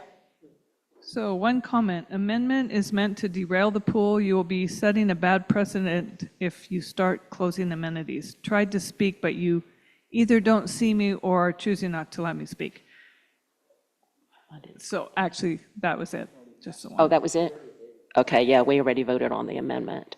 Okay, so now the board is ready to vote on the motion. Okay, let's see that motion again, Nancy. The concept drawing motion, wherever, I think I can read it, I have it. There it is. Oh. Okay. So voting on the motion, I move to approve concept drawings for the South Obrego Pool, bathhouse, and other related improvement. All those in favor, please raise your hand. 1, 2, 3, 4, 5, is it 7? I think, okay. 7? Nancy, okay. Those opposed, please raise your hand. Steve, 1. That's it. And Steve opposed and then abstaining is 1 Nellie. So that's it. So the motion has been approved.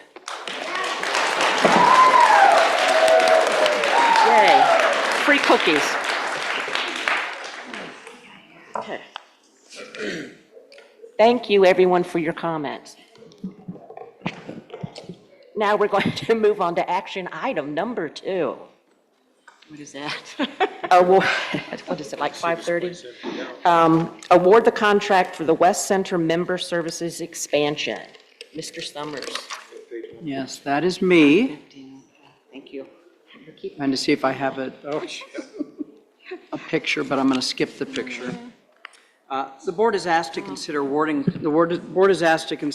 a contract for the West Center Lobby Improvement Project to Rio West Development and Construction, Inc., in an amount not to exceed $123,392, and authorize the staff to expend up to an additional 10% in change orders if necessary. You may recall that the West Center lobby improvements are intended to consolidate our member services department as well as our customer service department so that it becomes essentially a one-stop shop opportunity for our members. In other words, you could have your deed looked at, or deed or title work looked at. You could also buy a tenant pass or a guest pass, or as a new member, you would come here initially and meet with our staff to get your picture taken and your badge. But it's a one-stop shop. It moves us and moves that function out of our administrative offices down the hill a little bit, which doesn't have adequate parking, and it's a little confusing for our members as we have learned. There's definitely adequate parking here at West Center. It's also a nice showpiece, frankly, for new members, because when they approach, they come to this great courtyard.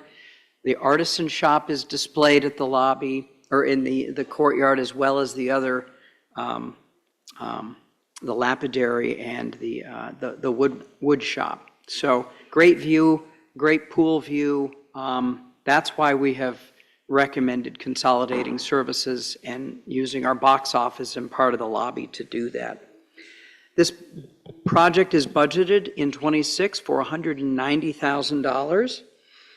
The low bid came in again at $123,392, which is significantly less. The contractor, again, Rio West, that is the contractor the board awarded a contract to for the lapidary expansion project across the courtyard. That contractor has stated one of the reasons that they came in fairly low, quite a bit low, almost 60, is that 60? What the heck is that?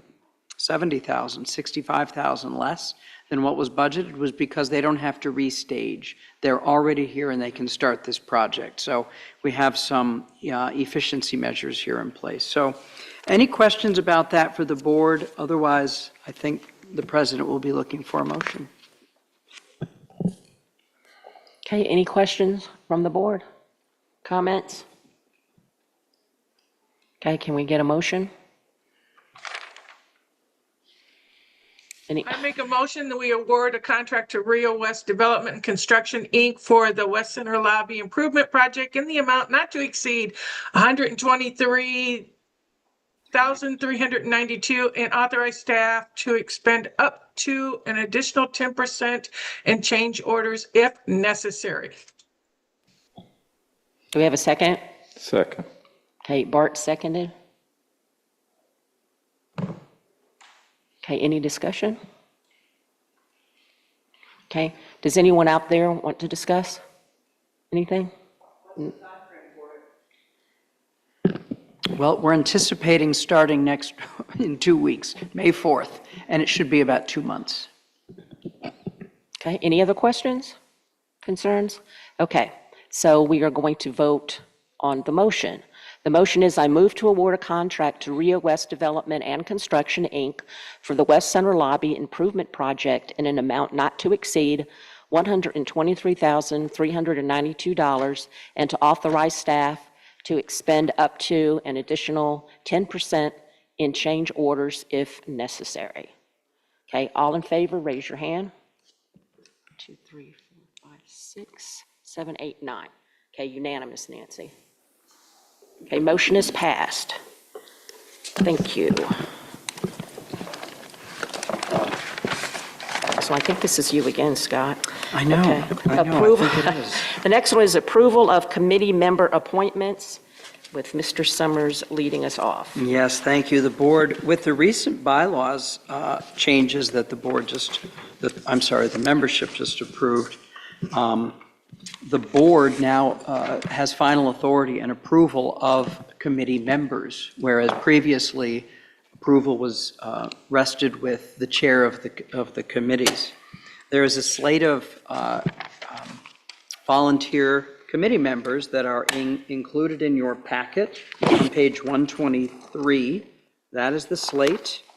I believe the slate has already been amended to include Chris McCrumman, board member on the Board Affairs Committee. So I would propose and recommend that the board either consider the slate as recommended with Director McCrumman or as amended by the board. Again, the board has the final authority on this.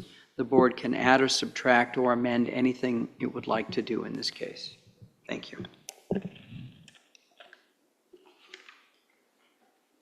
I move, I'm sorry. Go ahead, Bart.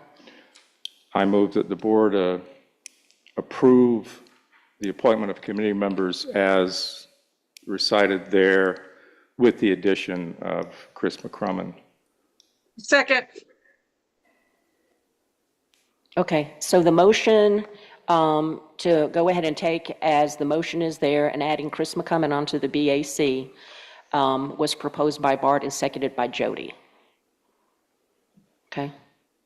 Do we have any discussion from the board? Oh, I'm sorry, Steve. Steve? I'd like to ask Nellie Johnson if she would join the Board of Affairs Committee as well. Nellie? Yes, I would. Thank you. Thank you, Nellie. I'd like to amend the motion to add Nellie Johnson to Board Affairs also. Thank you. Okay.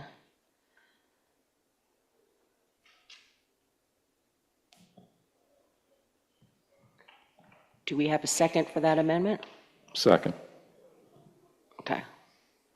All right, so we have to, any discussion about that? Okay. Any discussion out there? Any member comments? Okay, so let's take the amendment to, the last amendment to a vote, which is to accept all of those people, and then also adding Chris McCummon, and then also adding Nellie Johnson onto the BAC as well. Let's start with the amendment, which is adding Nellie Johnson to the BAC. Okay, so we're just going to start with adding Nellie Johnson to the BAC. That's what we're voting on, right? Yes, correct. Okay, all right. All in favor of adding Nellie Johnson to the BAC, raise your hand. What? You guys don't go again. Okay, unanimous?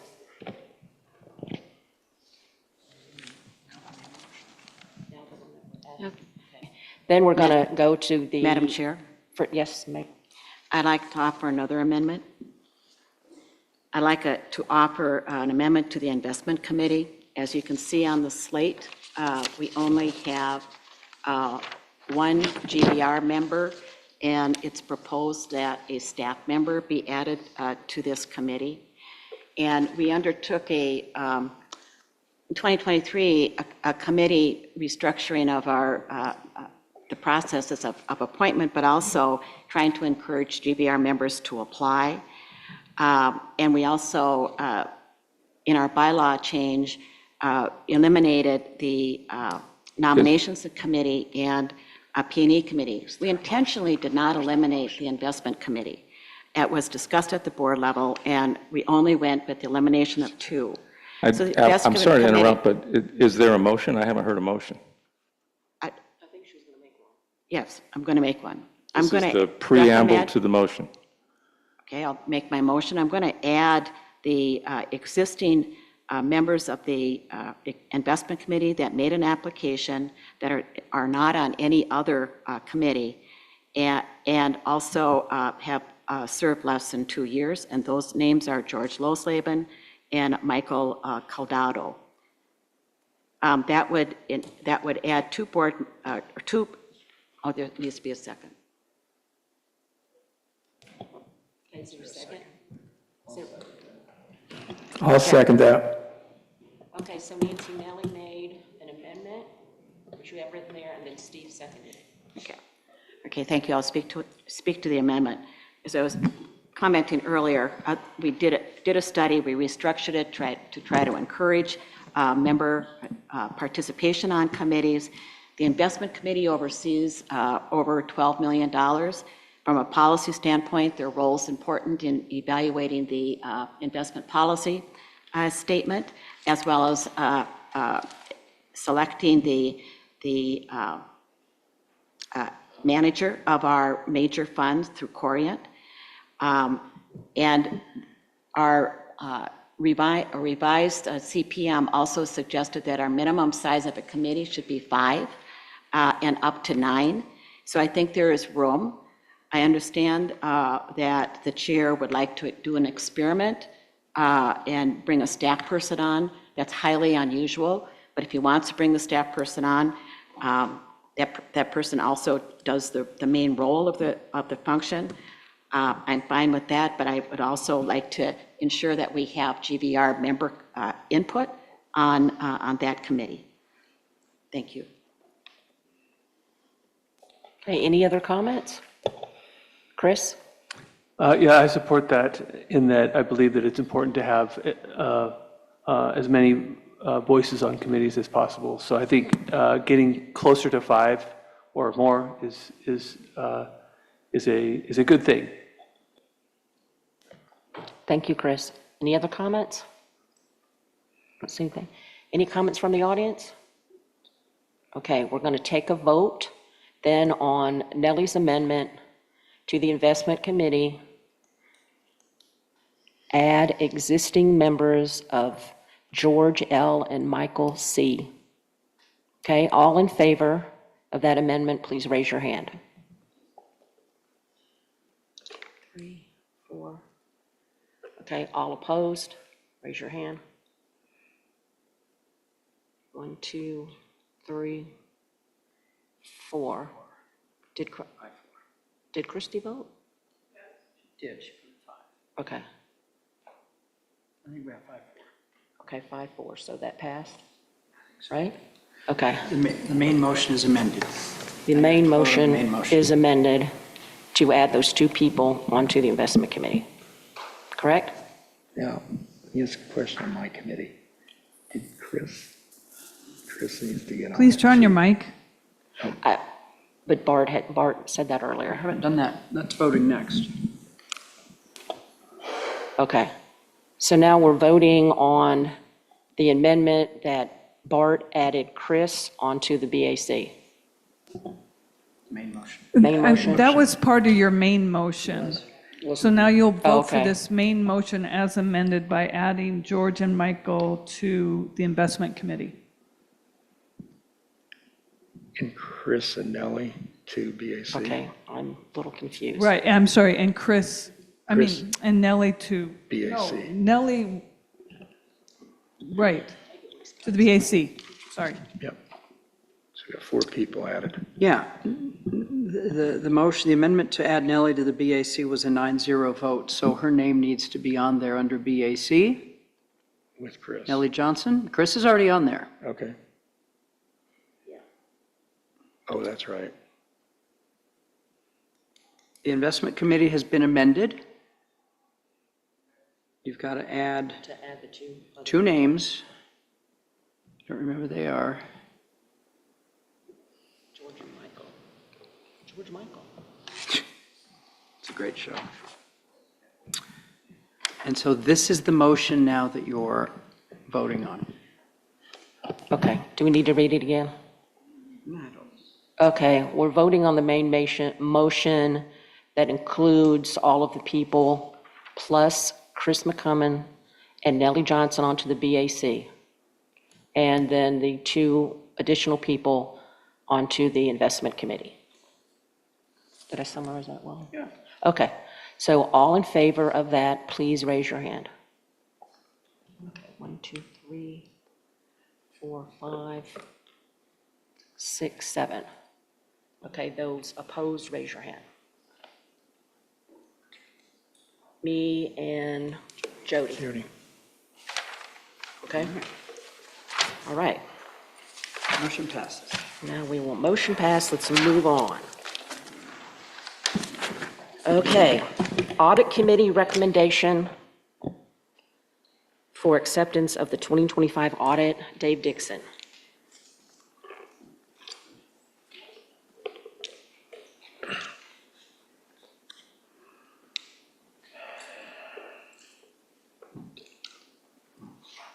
All right, what questions do you have for the audit? Because we went over that at the last meeting. We just need to accept the draft audit as it was presented. Yeah, any questions for Dave? I think, Steve, you wanted to put it there. I had a March financial. Mine's next. Oh, I'm sorry, you're right. I'm okay with the audit. Okay. Committee recommendation. Any discussion about the audit? Madam Chair, I believe there Nellie. was a one page that was missing that was handed out, and so it's draft. I would move a motion to accept the draft audit report with the page added to it. Page 144.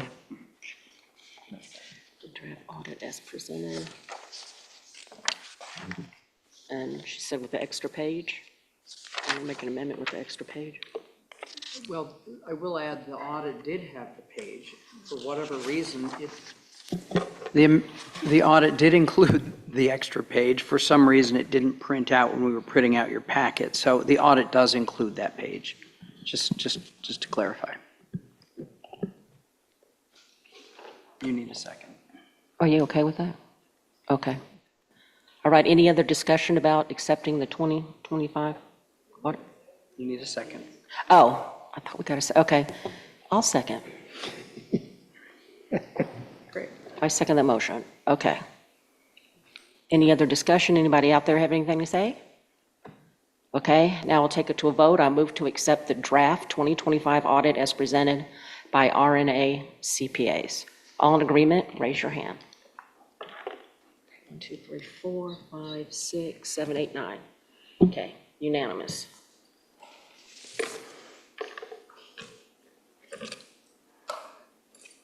Okay, now on to the financial report. Okay, Steve, you had some questions. Yeah, based on the capital revenue that looks to be underreported due to the House Bill 2119 reporting, I would like to make a motion to postpone that vote until Board of Fiscal Affairs has a chance to review it and recommend it to the Board of Directors. Second.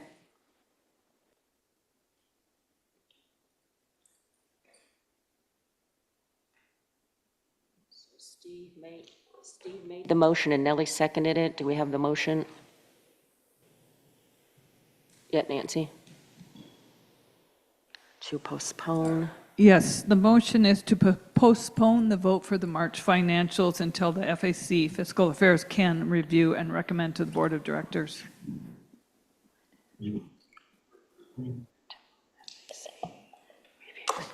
Okay, Laney, you have a question? Trying to understand, Steve, what is it that you're asking us to review? I mean, it doesn't look like it's correct, Lanny. In the past, since I was on Fiscal Affairs, we reviewed each financial statement and recommended it for approval. So I would just like you guys to take a look at it. And since it was, Dave's first month of preparing the financials, I think it would be good to just double check and find out what's going on with the House Bill 2119 reporting in the capital revenue.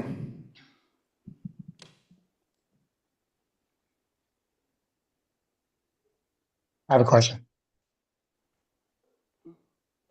Go ahead. I don't know if the Fiscal Affairs will know anything more than the CFO of the organization. So once again, are you asking us to review the bill? No, I'm asking you to review the financial statement because when I talked to Dave, he suggested that it would go back to Fiscal Affairs for your review and interpretation.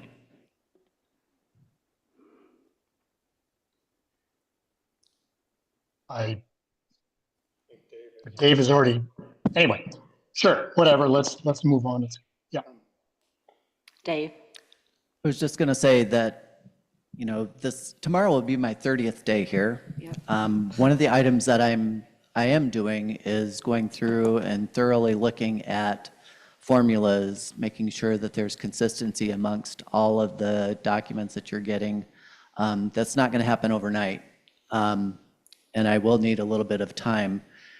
When I looked back while there was other discussion today on the Brago pool, in 2025, you only had 17 for the entire year.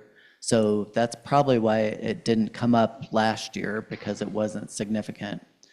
They were included last year, so we've been maintaining consistency. It's just that in 2026, we've already had 17, so we are looking to exceed what we did in 2025. The bill came into effect September 24th of 2024. And that first year, 2024, we only had 4 that year. So again, it was insignificant, wouldn't have been caught on anybody's radar. But the fact is that regardless of that information, your financials aren't going to change. We're going to get 0 for that money, and we didn't report that we got any money on the HB 2119. They are in the budget. So that's my question, and I think that's going to be for the FAC committee to decide on whether they want to include it in the actual numbers or exclude it. And I think with us having the knowledge of them being in there and carving out the HB 2119 home sales, that to me, it makes it more clear. If we start changing how we're representing it, then that's where there's going to get more confusion, because people are going to wonder, is it included this year or not? But I'm open to hearing what Lanny as chair has to say about that and the rest of the Fiscal Affairs Committee when we meet. Madam Chair? Sure, that sounds, oh, Nellie? I'm going to speak for postponing it, not questioning anything, just that, we got some of the information this morning or on our table with regard to what's normally in a monthly financial statement. I do understand the chair wants to take the direction of the FAC in a different way and perhaps meet quarterly, but it's my understanding that if the FAC doesn't meet, then we would get the normal committee packet before the meeting so that we could take a look at more of the details, such as the housing report, the report on the capital funding, cash flow report. It eliminates the questions. And in fact, FAC had a motion, recommended a motion. Because of David's departure, we basically looked at the packet that went to FAC, said this can go to FAC, and it's about 7 or 8 pages, and this is the information we need.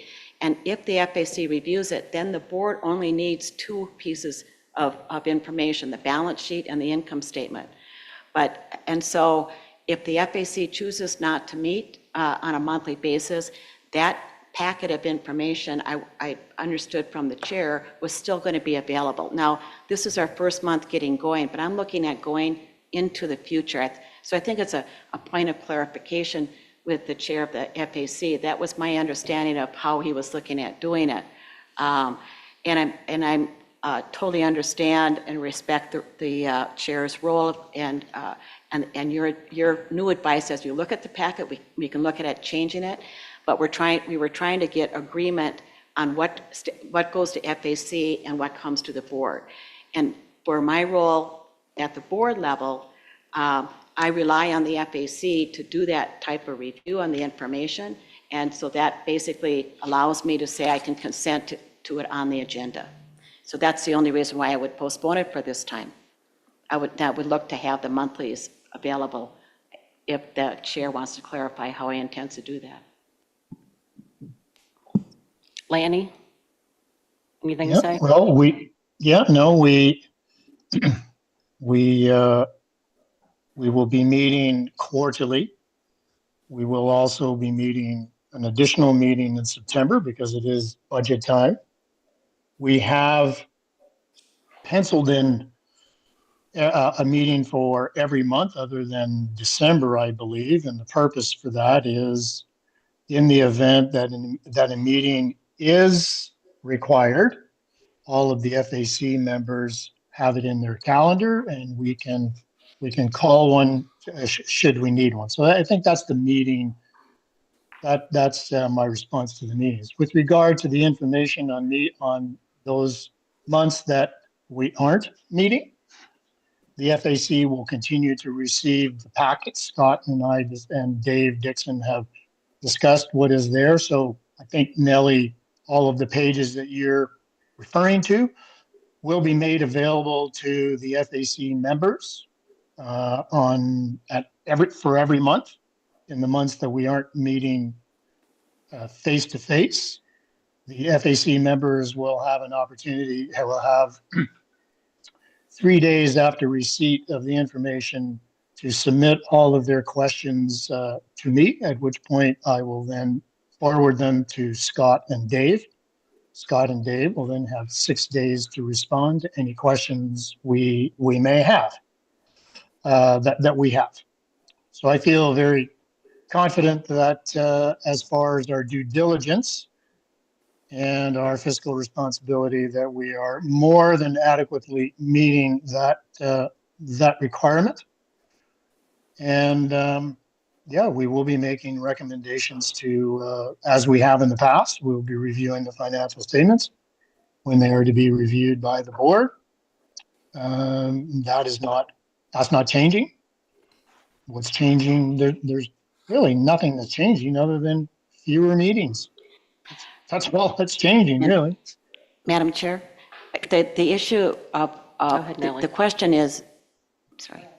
The question is when those monthly financials are reviewed by you, then back to staff, does the board have access to those monthly financial statements as we normally would? Because there's no meeting book. And so they're not published for our review, because we would normally receive the FAC, the board would receive all that information. Otherwise, we would not, when we're having a board meeting each month, we would not have reviewed that. So as assistant treasurer, I would want to have the ability to be able to review that before I get to the board meeting. And I think usually those type of reports would have been available. So is that I'm the not saying intent? not sure. That's Okay, Scott. the process isn't changing. The only piece of the process that's changing is the actual physical meeting. That's it. That's all that's changing. My understanding is that the financial statements would be made available to the FAC and the board on a monthly basis. The FAC just wouldn't be meeting. But that those statements and documents will still be provided to the board members. Okay, any more questions, concerns from the board before we vote? Anybody out there? Oh, Jody? Yeah, it's not a question or concern. And Scott, you're right. I believe that's got to be state statute, that's got to be provided. So, it's not that they're not going to provide it, it's just that they're not meeting. Okay, any other comments? Anybody out there? Okay, let's take it to a vote. Okay, Nancy? Amendment to postpone, right? I think so. Where?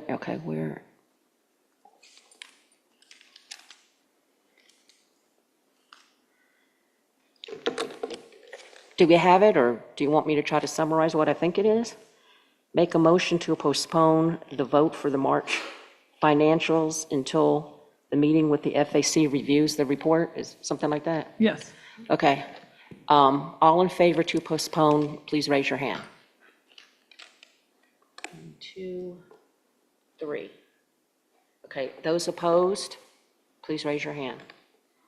Okay, 1, 2, 3, 4, 5, 6. Okay, motion did not pass. You have all the names, Nancy? Yes. Okay. All right.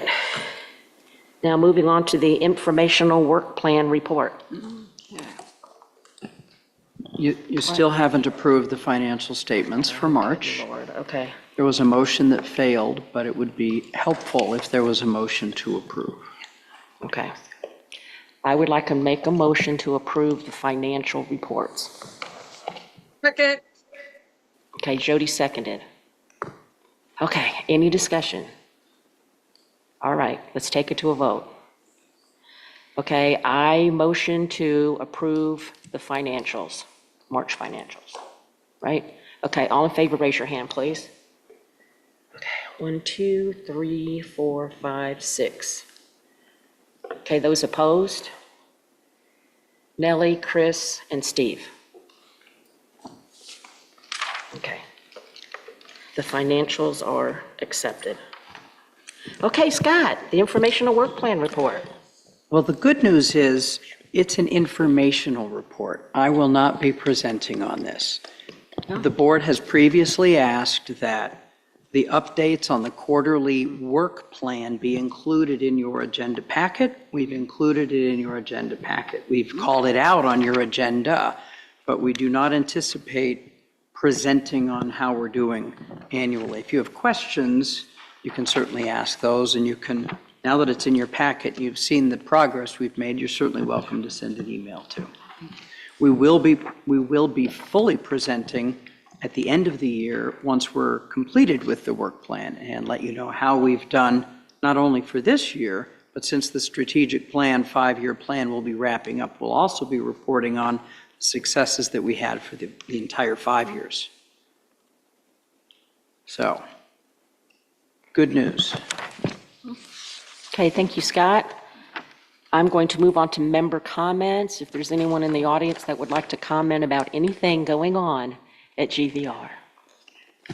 Menu at the Del Sol Cafe? Locker rooms? Anything?